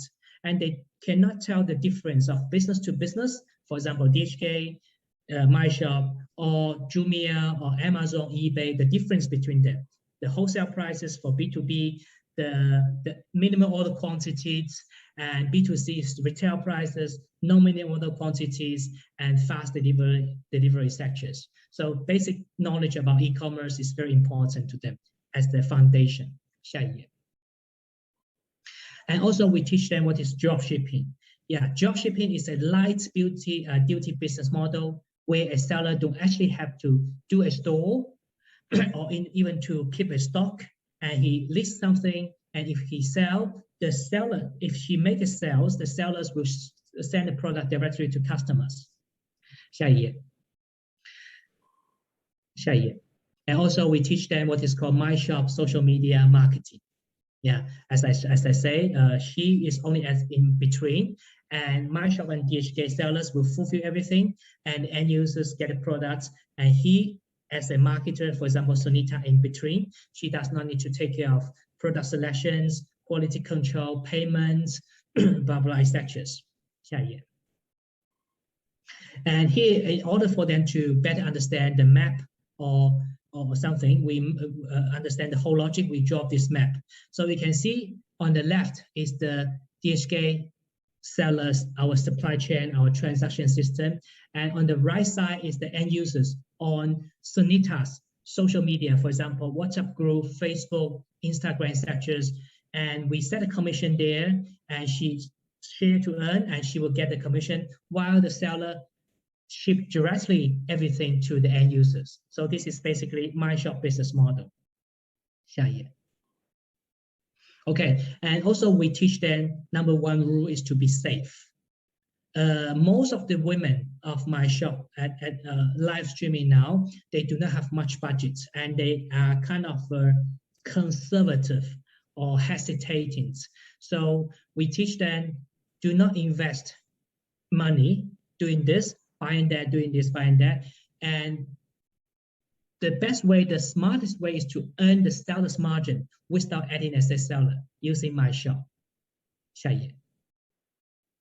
Okay, we also teach them step-by-step tutorial how to set up their own selling pages with a few clicks. And because of the limitations, I'm not going to share it today, but it's quite easy. You just register MyyShop, enter email, and then you get a link, and then you put the link in your social media and finish. No need to, complicated stuff like selecting products, building a store. No need. It's quite easy. We have set our the whole business model to be easy. Enter your email, get a link, share the link, and finish, and get paid if there is any sales. 下一页. Okay, we also teach them how to get free traffic. After they get the MyyShop link, everybody have a MyyShop link. They need traffic. They need people to buy. They need people to know this, and they need people to buy. And how to get traffic? Obviously, they will not be able to get traffic by paying Facebook ads or Google ads. That is for professional people. But for MyyShop users, we have the way for them to get traffic. 下一页. And the key way to get free traffic is social media. Most of them have social medias. No matter they are students or housewives, they have Facebook, YouTube, Instagram, TikTok, and also everybody has a WhatsApp, Telegram, etc. So we teach them the whole logic and process about social media management by easy ways. What to post, when to post, and how to set up your personal bio. For example, Sunita, you need to look professional as a marketer for somebody, or you need to set up your own personal ID to be, I'm professional at kitchenware, cookware, and I'm professional at baby clothing, baby diapers, etc. And as a student, you might be set your image to be, I'm good at importation from China, I will take care of all the logistics sectors. And how to build a community, attract people, transact people, and how to keep people stay with your community, etc. So a lot of people, they actually feel very, very grateful after we teach them this, because in their mindset in the past, they would say, well, social media is only a place for me to upload my profile and chat with people. I did not even know that they can be an income sources, and these followers can actually tend to be my customers. Why I don't need to take care of a lot of things. 下一页. Okay, so you can see this is our logic about MyyShop business. You are inside, in between, and you are the marketers. You have a link in MyyShop by putting your email, and then product will be there. And around you is about the social media and people around you, and these are your target audience. 下一页. And you can see MyyShop here is in between. We have accumulate supply chain infrastructures. And we have ABCDEFG as the first tier MyyShop users. And ABCDEFG, they have their own users and they have own users. They don't just pay by people buy, they will just also pay by getting people to join this. 下一页. Okay, so WhatsApp group is the most places that the sales happens according to our investments. WhatsApp group is very, very powerful in some of our audience. 下一页. Okay, we don't just teach them all this, we also teach them the logistic courses. 上面. We also teach them the logistic courses, introduce our logistic partners, and also teach them how to check the qualities, how to pack and unpack the things before they send it to customers. And also we teach them how to, who they are dealing with, DHGATE, and how to take advantage of DHGATE. 下一页. 往下走. Okay, at the last, in the live streaming, we encourage them to take actions. We don't want people going to our live streamings, for example, this 1,000 people, they understand, they feel interested, and then just leave. Yeah, we encourage them, we encourage them how to, use your mobile straight away, take actions, register MyyShop by clicking MyyShop in the browsers, and then register an account and finish. And after that, they get a link and share it into the group, or create any groups, and then they will begin to their online business, and quite easy. 下一页. Okay, so conclusion is that we use live streaming, to e-learnings to teach people tutorials step by step, to teach our users how to use MyyShop, how to set up their own business. So after that, they will get the basic knowledge about e-commerce, how to take advantage of the social media, and they will get a store built by us, by the help of us, 100% free. And the whole process of using MyyShop, they don't need to spend even 1 cent. And they will have a store link, and then share the store link to the people around. They will get the money, and they will get confidence and income. People say, I have never been in such an online meetings before. I know something, but now I get confident. I think I have the key. I have the power in my heart that I'm able to manage orders and change the income status.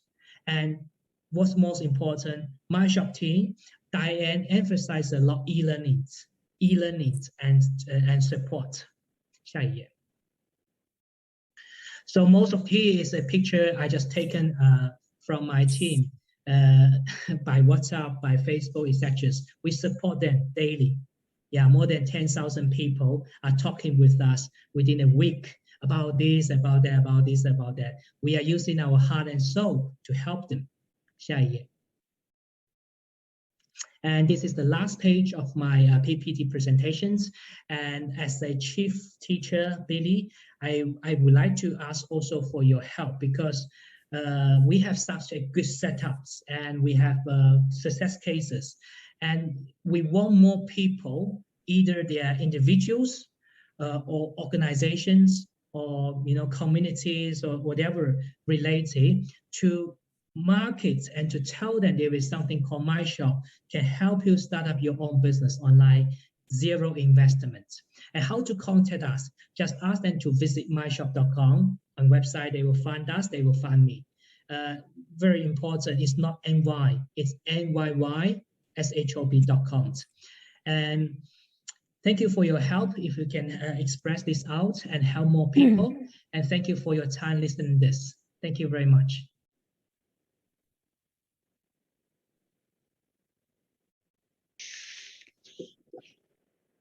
All right, thank you so much. Thank you, Billy. And now we move to the second panel, upskilling women in business and their leadership with digital transformation. We will have women leaders from different sectors, including Ms. Biola Mosupi. She is the chairperson of Creative Industries and Tourism Working Group at BRICS WBA South Africa chapter, founder and president at Hauweng Tourism. Also, we are joined by Ms. Chetna Gala Sinha, member of BRICS WBA India chapter, founder and chairperson at Mann Deshi Bank and Mann Deshi Foundation. We are all joined and we have the pleasure of having Ms. Ira Noviarty, Chair of Women in Business Action Council at B20 Indonesia, President Director, PT Unilever Indonesia TBK. Welcome, ladies. Thank you so much for joining us today. Let's begin our first question with Ms. Noviarty. Now, we understand that your company has empowered women with digital skills. Would you please share some inspiring practices with us? Thank you, Anne. First of all, it's a pleasure to be here with the rest of the women's leader here. And I'm sure that the participant who is actually joining in this conference are not only women and also men. Allow me to share with you what the company that has actually been doing to promote the women's empowerment with the digital skills. And in fact, this is actually one of the strategic imperatives that the B20 Women in Business Council are actually proposing. Yeah, there are like 3 strategic imperatives that we are proposing. One of that is really equipping women on the digital skills itself. So Unilever, and I'm not talking on behalf of Unilever Indonesia only, but also Unilever as an overall, we are actually really committed to empower women by helping them addressing the challenge to grow their business and build their skills. And we are doing it across our value chains. Again, really end to end, not only on the front part, but also at the back end part. Yeah, whether it's actually employees or farmers or retailers or in fact entrepreneurs itself, as well as also consumers, by giving them an access of training, an access on the digital capabilities to succeed in the workforce. So if we zooming in, particularly in the Indonesia itself, what Unilever Indonesia is actually doing, we are the market leader in the market of FMCG. We are doing a collaborations with the partners to build the entrepreneurial skills for women, MSMEs, as well as supporting our small retailers. When we said collaborate, we look into the form of collaborations, not only from the government, but also institutions as well as the private sectors at the same time. So just to give you one of examples that I can probably illustrate here is that the collaborations that we do to build the skills, including digital skills for women entrepreneurs and also MSMEs. In 2019, we had our biggest brand, Sunlight, who is actually really partnering with the UN Women on the what we call WeLearn digital platform. So what is WeLearn is all about? It's about the online digital learning platform that actually offers the free, customized, and also skill-based learning path and access to a community of learners. So that's what we call WeLearn. And we co-design this WeLearn with women entrepreneurs and in partnership with the industry expert. So the curriculum is actually really comes with a format where it helps women to progress and complete lessons. Yeah, it consists of the modules, which of course we need to make sure that the modules is actually following their own pace and the timing that is also suitable for them, which actually to make sure that these small entrepreneurs are actually can easily be skilled in terms of the digital skill. Now, we, again, moving further to take this program to the next level, not only we are partnering with the UN Women, we also partnering with the leading prominent e-commerce in Indonesia, Tokopedia. Probably not all of you are familiar with the Tokopedia. Is really the famous leading digital company in Indonesia, where we co-create the program, what we call Festival Foodpreneur, which is a series of program aims to inspire and optimize the potentials of Indonesian women to become a resilient and empowered culinary entrepreneurs. So in this program, these culinary MSMEs are not only given a place to sell, yeah. So we give them the place to sell, but also we promote their products as well through e-commerce, and they are also provided with a series of training on the digital capabilities to support their culinary business. So this is one of the examples that we do. Again, another example that might actually also inspire other companies that operating in the same industry is that to provide an access on the, again, digital tools to boost the growth of their business. Again, you know, in Indonesia, we have so many small stores, right? Roughly, there is around 3.5 million small stores all over Indonesia. And the one that is relevant for Unilever Indonesia is around 1.5 million stores. And the stores that we cover directly is roughly around 500,000. So what we did is basically equipping this small toko owner, or we call it small store owner, who is, interestingly for Indonesia, more than 50% are actually women, who is actually the owner of this store. So what we equip them is we equip them the digital apps where they can really access their apps and using that apps to help them, managing and looking into the opportunity, how to make sure they can actually sell more of their product. And they don't really have to actually go out, for example, considering COVID at the times are not allowing them to, go out. And we, with this digital, is actually protecting their health so that with that apps, they can actually order the product without having going to the market, right? Which is going to expose their themselves in terms of the COVID. And make sure that it is something that can make it very easy for them to access, and hence at the end of the day, it helps them grow their actually business. So globally, if we just look into the data globally, within the global Unilever itself, this digitally enabled customer grew 4%, 4 to 5% more than the offline only stores in 2021. So it is, I think the COVID are really forcing us to actually move much faster in the digital platform, but it's also forcing us to move much faster in terms of really enabling women to have more, accelerate their capabilities on the digital skills, and of course not only skills but provide them with the tools to make sure that their livelihood could actually also better. Yeah, I think that's what I could actually share there. And Great.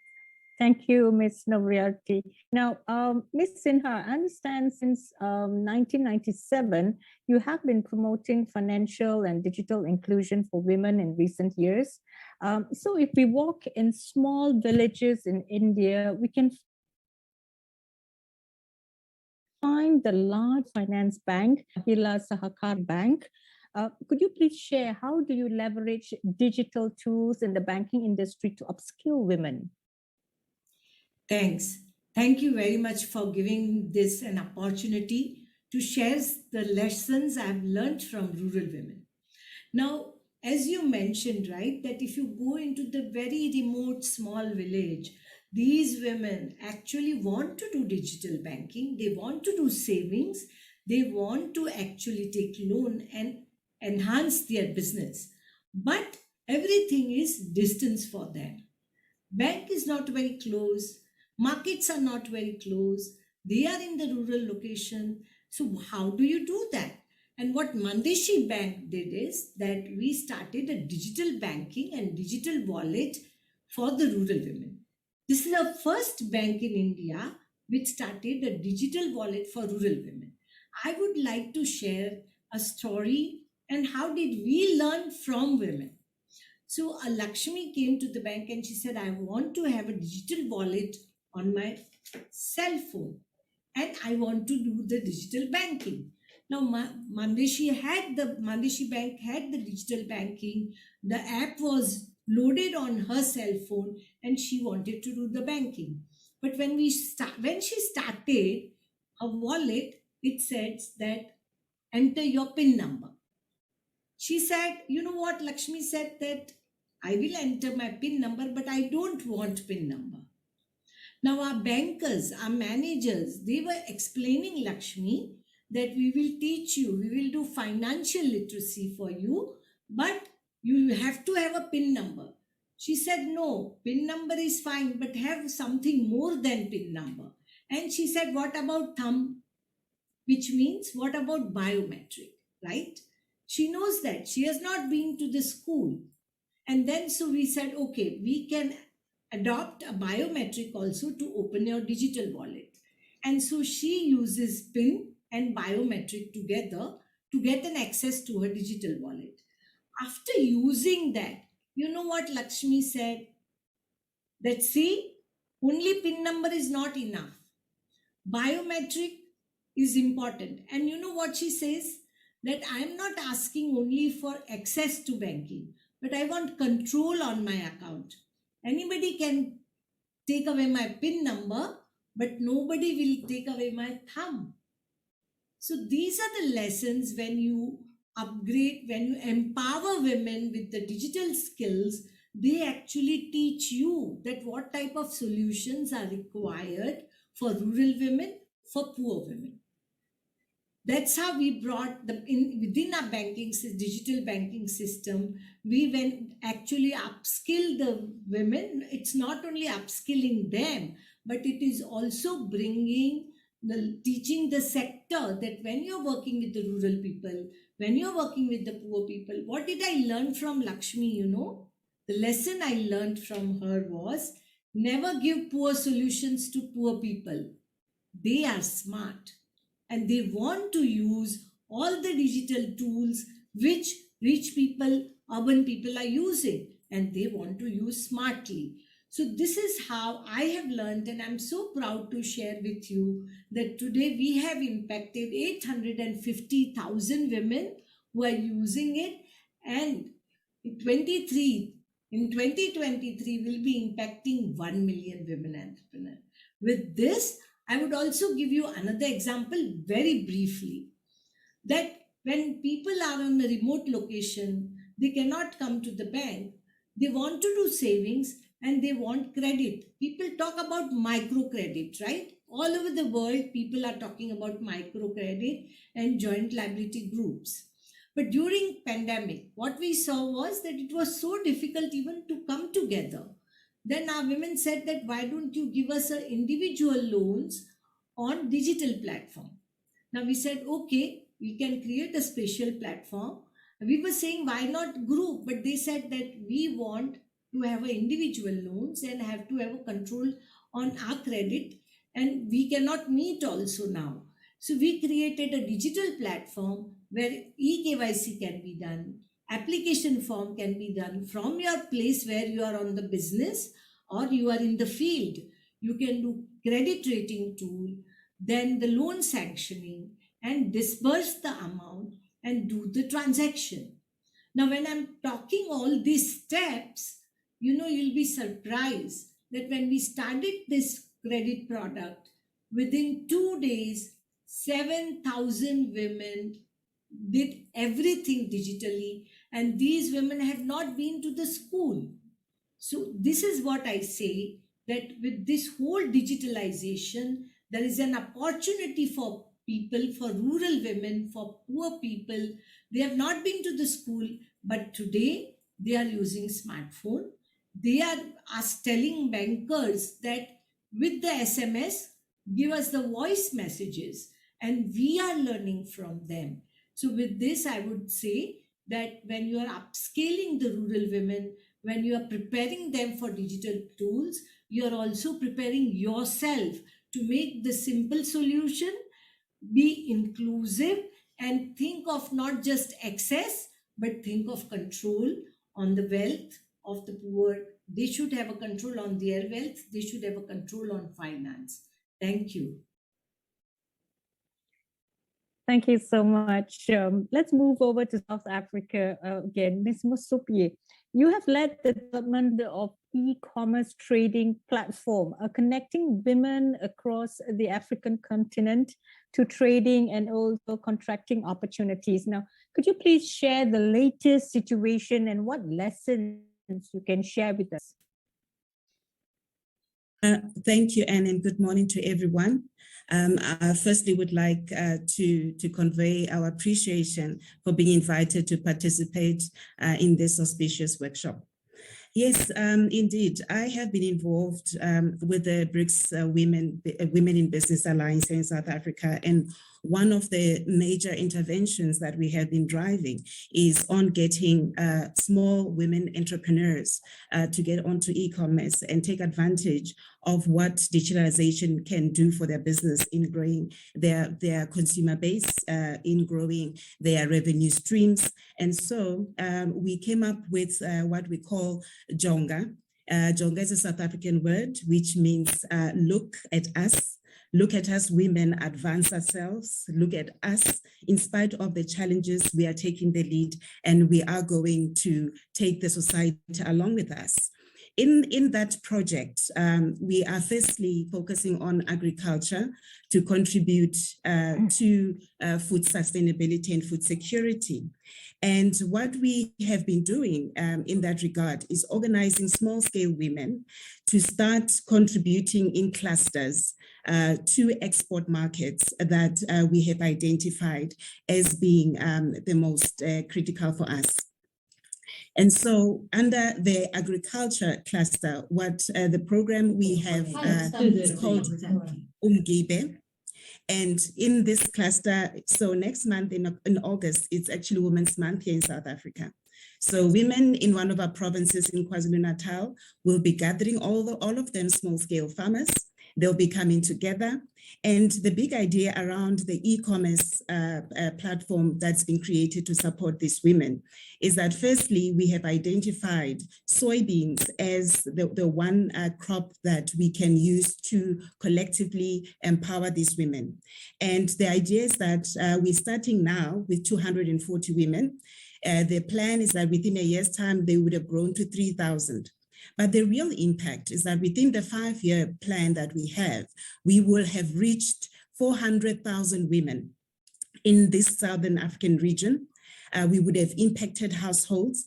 And we know that studies tell us that when you educate a woman, you educate the whole nation. And even in business, the same is true.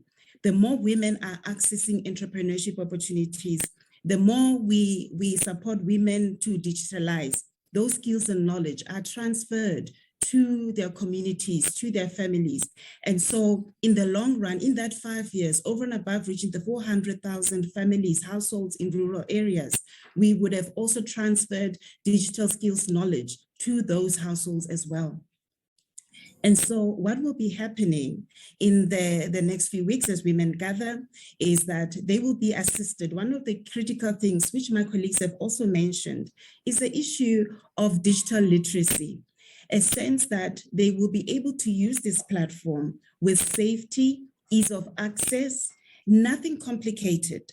And in engaging, it actually reminded me many years ago, I used to be in banking.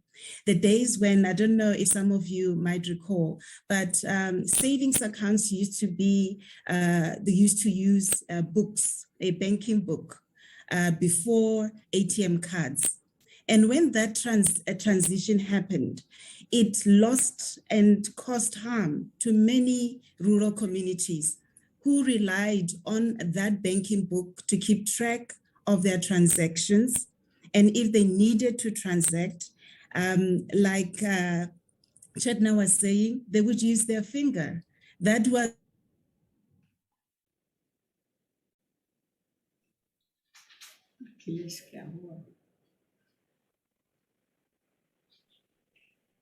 I think there is a connections problem.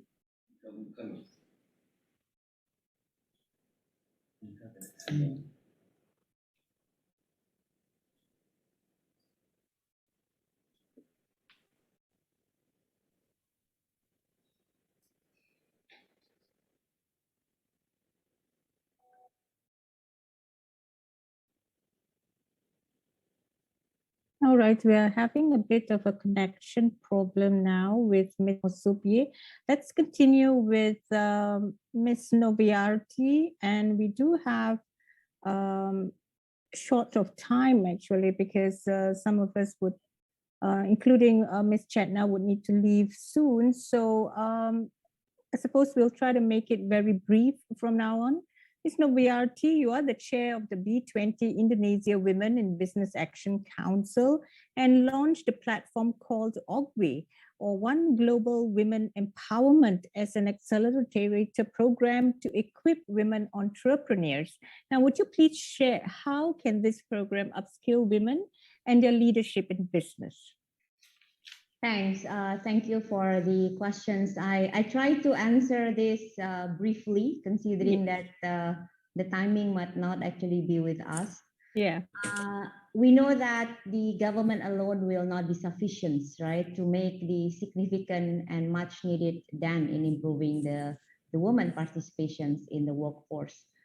And, you know, these are really the area where together between me and the 7 co-chairs that is actually working with me, together with the 200 members of the B20 Women in Business Council, we are trying to figure out, on top of the policy making that we are recommending, what are the more tangible things that we could actually really do to make sure that the policy is also being executed, to make sure that the actions that is being done from the B20 2022 is being followed up also in the B20 in India, and then followed up also in the B20 in Brazil.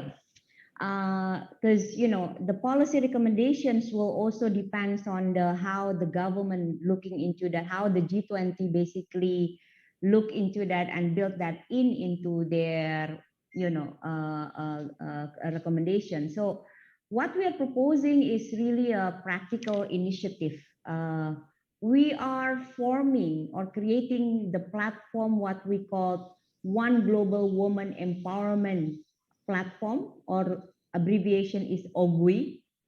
It's basically the OGWE is about the platform that really aggregates the existing capacities and network that sits actually in the market of the G20 to accelerate and scale impactful women empowerment efforts globally, thus enabling the growth, development, accelerate the woman-led business and women in the workforce. So it's kind of like pretty much, if I can make it simple, it's like a marketplace. There is a need, right? There are actually like the woman who needs actually help and support in certain market, and there is a supply, which basically, or either that is a company or association who wants to actually help women, either in that particular market or in the market outside their region. So what we are actually envisioning is that if these two can actually match together in this big platform, that will actually accelerate the agenda of the woman empowerment.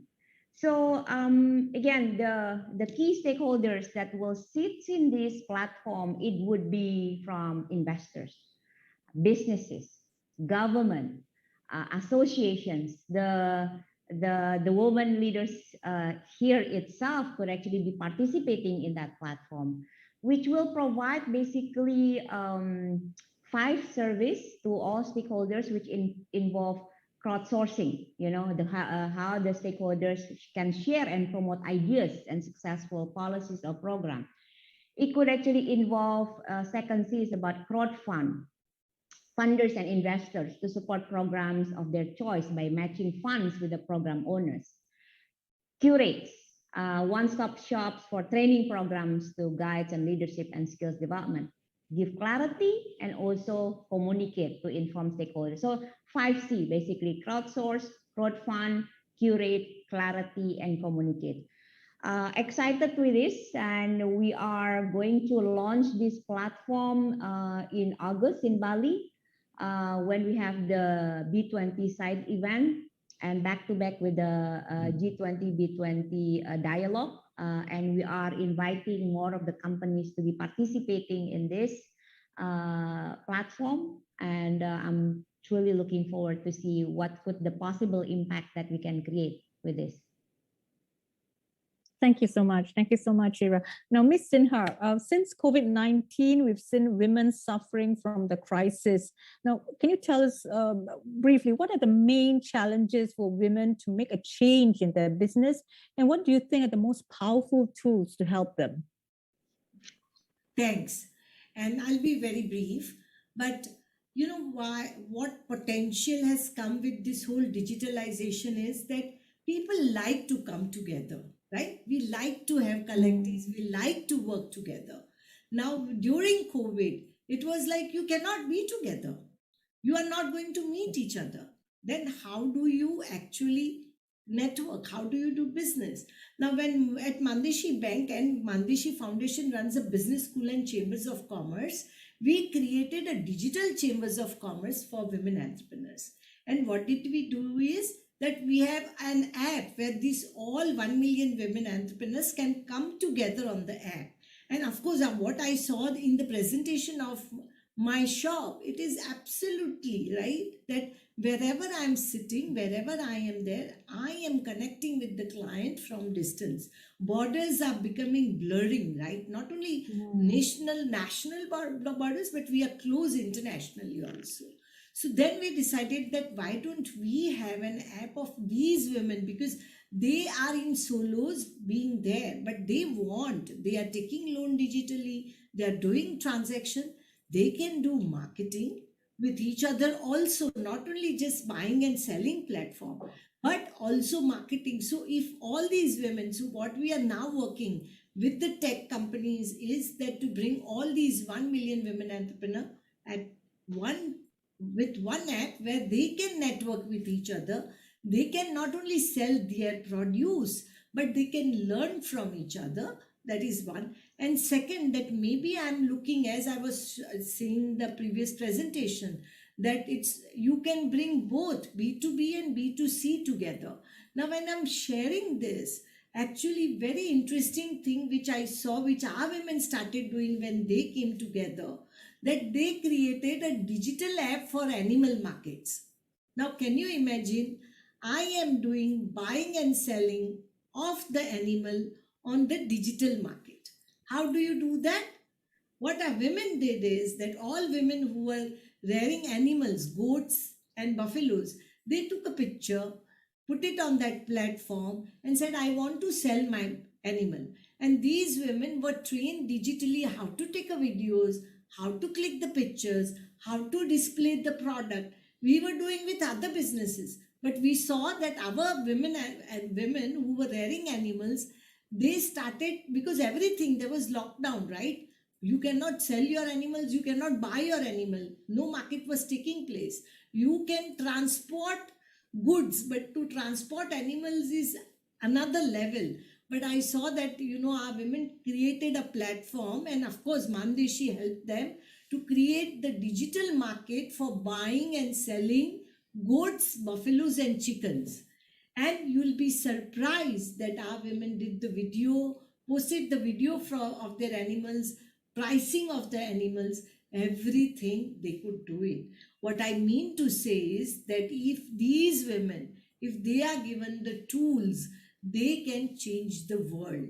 And I would just say that, one thing I would also like to share with my colleague from South Africa, Belwa, that our women are so smart that World Economic Forum did the study that to close the gender gap, it will take 135 years. Now, I was asking our women that this is the study in 2018 World Economic Forum had done when I was co-chairing World Economic Forum, that it will take 135 years to close the gender gap. You know what our women said? We don't want to wait for 135 years. We have created bank with a community capital. We didn't have investors at that time. Go and tell at Davos that we don't not only have a capital, but we have a courage. So we have a courage that we set up the first women's bank with no outside support. And you go and tell them that our courage is the capital, and tell them that it can be yours also. What I mean to say is that these digital tools have made them so courageous, so smart. And what I am telling everyone who is here or who is listening, that you can also have so many people around you. They can be really courageous. It is a matter of listening to them. It is a matter of making the solution simple. It is a matter of giving them all tools with no bias that they won't be able to understand. They understand very well, even if they have not gone to the school. You know what our women say? We cannot read and write, but we can count. That's how they convinced the central bank to get the license for the Mann Deshi Bank. So with this, I would say that our women are courageous. If we give them the space, they will actually drive not only a national's economy, but after COVID, we saw that all our things were driven by women. So I would say thank you so much. And I just learned from these amazing women.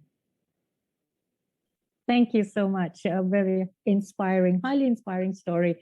Unfortunately, we're running out of time. Time is not on our side. Let's have the last question here. And this is on recommendations for women in business. We'll begin with you, Ms. Noviarty. In the B20, you also drive gender equality policies to G20. Now, can you very quickly tell us what are your essential policies and actions for the public and private sectors? Yeah, so quickly to share with you, there are 3 strategic imperatives that we are basically proposing. And in fact, last 3 weeks, we've already submitted that to the G20 committee. The first one is about the empowering the women entrepreneurs. And I think this is also the need across the market, especially the developing market, right? Like Brazil, India, Africa. We know that the women entrepreneurs, especially the small, micro, medium, are quite large. And we are recommending this. One part of the recommendation is to establish the critical ecosystem that enable the access to the finance, legal, and also entrepreneurial assistance, as well as to develop a global women business network to stimulate the cross-border knowledge sharing and investment. So that's super, super critical. And what we are actually really happy with is that these first strategic imperatives are actually well accepted by the finance minister and the cooperative minister, and also embedded in the other 6 task force within the B20 itself. So it's really encouraging to see how these agenda are actually going to be very key for us. And again, with the high confidence that is going to be accepted fully by the G20. The second is about what we discussed today. It's about enabling women's digital and leadership capabilities. I think, you know, this can be done by equipping more girls with digital and STEM skills, yeah? As well as we need to provide the leadership skills and facilitating a common gender reporting. So enabling women digital, I believe that it will actually really accelerate our agenda in women empowerment across the market, especially in the G20 markets. And the third one, again, this is probably the progress on these are a bit slow. The third proposal or strategic imperative that we are proposing is about promoting safe and equitable workplace. This involves improving the job securities, involve the policies development, and also approaches to prevent gender-based violence in the workplace. So these are the 3 and that we are proposing. Hopeful, and we are confident that these are actually going to be taken on board during the G20 meetings in November. Great. We wish you all the best, Ms. Noviarty. And Ms. Musopi, welcome back. Thanks for rejoining us. Okay, my question to you, in order to promote women's leadership in businesses, what recommendations can you share with the public and private sectors? Thank you, Anne. The recommendations we'd like to share is, first and foremost, this journey is not for women to go at alone. We need our male counterparts to come on board and support women's initiatives and be part of the gender mainstreaming debates, discussions, policy development. We need them to come on board and start to understand and internalize the challenges that women face. One of them being in the work-life balance. We talk about the pay gap, the gender pay gap, but most of it, we also know that this is because of the cost of motherhood to women. Doing something that comes natural to be a mother will cost you in your career, in your entrepreneurship journey. A lot of the women, whether you're in corporate or you're a rural woman, what determines the level of business or career growth you will experience is also determined, tightly linked to your family. You are primarily the caregiver, and this has been accentuated even more during COVID, when everyone got locked down, regardless whether you're an executive or you were a teacher. At the end of the day, most of the household work ended up on the shoulders of women, and they had to juggle all of that. And so we need to have policies that are more conscious of the work-life balance that women need, and that interventions are created to support women in that regard. And overall, it's actually not just supporting women, but supporting families and communities, because it is all the extended people who are weighing down on women who also benefit when we become more conscious of the needs of women. We do have a world currently that was designed for a man to advance. And so we need all these policies to be adjusted to support the development of women. Secondly, we often, when it comes to financing, and this is one of the things that JONGA is focusing on, in raising funding and resources that will be very accessible to women. We are often measured from a risk assessment perspective. It doesn't talk to the kind of managers and entrepreneurs that we are. And so we need the risk environment to become also gender sensitive and consider some of the instruments that women have on their own come up with. So locally in South Africa, one of the things that have been amazingly successful over generations has been what we call stokvels, and which are essentially what in the modern day we call crowdfunding, crowdsourcing. Women for years, for generations, could never access finance for anything they did. So even the entrepreneurs that we're supporting, majority of them have funded these through these cooperative style funding organizations. And we need the world, our ecosystem, our finance ecosystem, to also take that into consideration. And I believe that I've also taken lessons from India to say, how do we then corporatize those platforms, because they are working. And within JONGA and the e-commerce platform that we are in the process of setting up, we are already taking that on. We are not going to reinvent what already works. We are just going to make sure that technology enhances it. But overall, from our side, what is critical is that the work-life balance is taken care of, and that women are enabled not to have to sacrifice their motherhood, not to have to sacrifice their traditional roles, which we do enjoy. And if you do not want to be a mother, again, we should as women have the right to choose how we want to experience our lives without being punished because you have chosen to become a mother and at the same time an entrepreneur.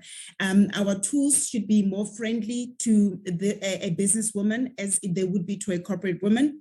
And last but not least, the policies which government, especially in government, there are a lot of policies that are out there to support women to access procurement. However, these policies need to be preceded by the emancipation of women. It's one thing to say you can access these procurement opportunities, but there are no means for you to be able to access those opportunities. And so ideas of empowering women should also be supported by policies that are emancipating. Thank you. Thank you. Very interesting. Thank you so much, Ms. Mosubye. And also Ms. Noviarty, Ms. Sinha, who was with us just now. Thank you so much, all of you, for joining us.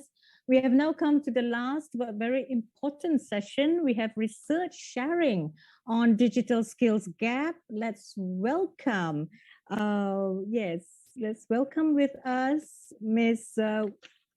Hu Chin Wu, yes, for her presentation. Right. Thank you, Anne. I'm delighted to join you today at this APEC Women Connect virtual workshop on women's digital inclusion in the new normal. My name is CJ Hu, and I'm the Director of Strategic Partnerships and Government Affairs, Asia Pacific, for the education and research company, John Wiley Sons. We were very excited to launch the first Wiley Digital Skills Gap Index last year, which evolved from the work we started in 2017 with APEC. Back in 2017, the initiative was called APEC Project DARE, which stands for Data Analytics Raising Employment. APEC Project DARE set out to identify the core digital competencies needed to address the digital skills gap.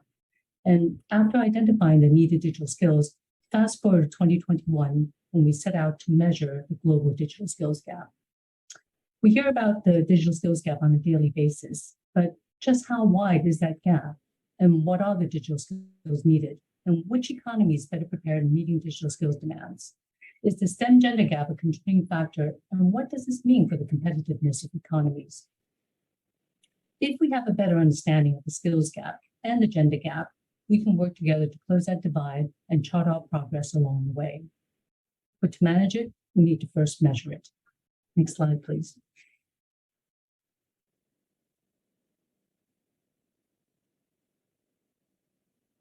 Have you advanced to the next slide yet?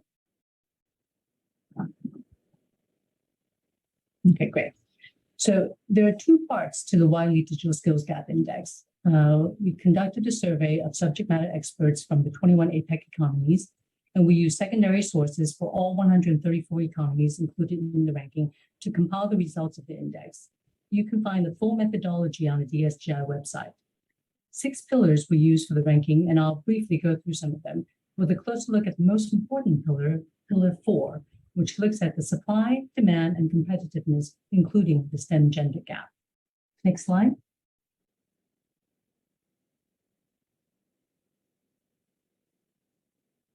Now, you may wonder, why is it the Digital Skills Gap Index and not the Digital Skills Index? Well, what we're trying to measure here is the gap between the supply and demand of workers with the digital skills employers want. And to close the digital skills gap, as I mentioned earlier, we need to better understand where the gaps are, as well as the mismatch between available skills and the skills needed. So these are some of the top line. Sorry, can you go back? It's the previous slide to slide number 3. You've advanced to the next slide. I'm still on slide number 3, which has some of the top line findings of the DSGI. Okay, that's no, you've that's I'm on slide 3, which is Wiley Digital's the highlights. Okay, I'll just move to the slide that you're on then, or okay. So all right, so I'm just going to go. So that some of the top line findings. Well, I'm on slide 3, by the way. Some of the top line findings of the DSGI. So our survey respondents said most economies are not working fast enough to close the digital skills divide, and only a small percentage that there is a sufficient supply of candidates with the necessary digital skills. The most successful economies and institutions will be those that can lead in the development of digital skills. Now, slide number 4, which is the index rankings. So Singapore was ranked as the economy with the narrowest digital skills gap within APEC and globally. In other words, there's still a gap between supply and demand, but it is not as pronounced in Singapore as it is in other economies. Singapore scored consistently well across most of the 6 DSGI pillars, confirming its reputation as a high-achieving meritocracy. The city-state's digital focus is another area of key strength. Its lifelong learning entitlement is second to none globally. Now on slide 5, which is what you're seeing on the screen. So I'm going to briefly walk you through some of the pillars of the index and how the 21 APEC economies ranked. So the first pillar we looked at is digital skills institutions, which looks at digital skills upon graduation, availability of corporate digital training, enablement of teachers in data science and analytics, as well as number of years of schooling, maths literacy, tertiary graduates in 90 subjects, and staff training. In this pillar, Chinese Taipei came up tops. Next slide, please, number 6. Next slide, number 6. I'm not sure if you're seeing the same thing. Okay. So yes, tertiary education institutions could do more to narrow the digital skills gap, as only 7.3% of our survey respondents rated their economy's university graduates as highly skilled in terms of the digital readiness for entry-level employment. But on a positive note, most respondents believe graduates are digitally skilled. Despite that, 30% of the respondents said the graduates are unprepared for the workforce. In other words, while the graduates are digitally skilled, those skills, unfortunately, are not fit for purpose for employers' needs. So next slide, please. Okay, so the 4 digital responsiveness factors we looked at for pillar 2 are the responsiveness of skills development systems, the responsiveness of the education system to the digital skills requirements of employers, digital skills in the population, and global science and technology skills. Next slide. Responsive digital skills development systems require the efficient planning, development, tracking, and management of the skills that help economies to improve the employability of their citizens. promote equal access to employment opportunities, and increase income earning potential. The Wiley survey respondents were even divided on this issue. Only a little over a third of respondents considered their economy's skills development systems to be strong. And the economies rated most highly for the responsiveness of the skills development systems, Singapore and China. Across APEC, across APEC economies, our respondents told us that education systems are only somewhat responsive to the digital skills requirements of employers. Next slide. Pillar 3, government support, compares the level and quality of government leadership and support, including funding available in each economy. And this pillar looks at government understanding of the digital skills landscape, government commitment to closing the digital skills gap, coordination among government, employers, and academia, the importance of ICT to government vision, and government success in ICT promotion. Next slide, please. So our respondents were split on the current level of coordination between government, employers, and academia. But more respondents rated the coordination as weak and very weak than strong and very strong. Not surprisingly, employers were the least impressed by the level of coordination. Next slide, please. Pillar 4, supply, demand, and competitiveness. This pillar looks at the mismatch between the supply and demand for digital skills and how the STEM gender gap may be a contributing factor and what this means for the competitiveness of economies. This is the most important pillar as it collates and combines several key indicators of the digital divide and its impact on competitiveness. The digital skills employer job seeker mismatch, the STEM gender gap, the ease of finding, hiring staff, and access to foreign talent to bridge that gap. Next slide. And as shared earlier, only 4.2% of our survey respondents were completely satisfied with the level and availability of digital skills. All categories of respondents see the digital skills mismatch between employers' needs and job seekers' talents as a serious problem. For corporates, of course, this is a far more urgent concern. Next, please. So experience tells us that digital underserved populations, typically individuals with less formal education, people of color, women, younger workers, and people with disabilities, are disproportionately burdened by an economic crisis. Now, while Malaysia has the narrowest STEM gender gap in APEC, one government official told us that the fast-moving trend of digital skills required makes it very difficult to address specific skill sets, let alone the gender gap. Next slide. Before the pandemic, as we've heard, almost half of the survey respondents reported the gender gap in their economy as either very significant or significant. The pandemic has only deepened these divides and expanded the skills gap around the world, widening the disconnect between the perceived supply and demand for a skilled and diverse pool of talent. Next slide. In APEC, the Southeast Asian economies with the highest percentage of female graduates in STEM subjects are Brunei, Malaysia, Vietnam, and Indonesia. Now, while Brunei was ranked #1 in this subpillar, its main challenges are the need for more investment in digital infrastructure and the availability of digital skills trainers and other experts. Next slide.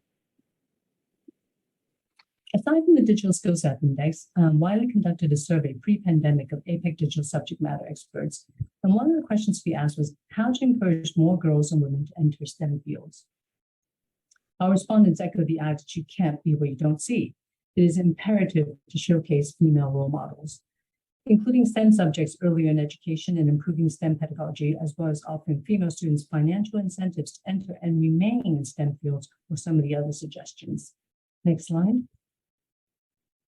Other ideas were to emphasize the impact of STEM careers, introduce more programs and events for girls, government policies to address the gender imbalance, and revising school curricula to include STEM topics in more fields. Next slide. We also need to tackle unconscious bias, address traditional parental mindsets that steer girls towards certain career paths. Post-COVID, there are more flexible work arrangements and distance and online programs which will benefit more women and girls. And more women need to be empowered to participate in policy discussions. Next slide. And we need to provide proof that the digital economy is gender neutral. Next. So every economy recognizes that it has the digital skills gap and a gender gap. We welcome discussions on how we can work together to bridge these gaps, which is why today's session is so important. Today's event is just so important that we are working to do that. I invite you to visit the interactive DSGI website and download the white paper. Next slide. Thank you again for this opportunity to participate at this APEC Women Connect virtual workshop. And as we start work on DSGI 2, I'd like to invite your input, feedback, and partnership. Thanks again. Thanks so much. Thanks so much, Ms. Hu. Ms. CJ Hu, who is speaking out of Singapore. She is the Director of Strategic Partnerships and Government Affairs, Asia Pacific at John Wiley & Sons. Thank you so much. And that's all for today's online workshop, but this is just the beginning. Thank you, ladies and gentlemen, for sharing your insights, empowering our audience with digital skills to bridge the digital gender gap. And thanks to our audience for coming to explore valuable tips today. I wish you a good day, good health. Bye-bye.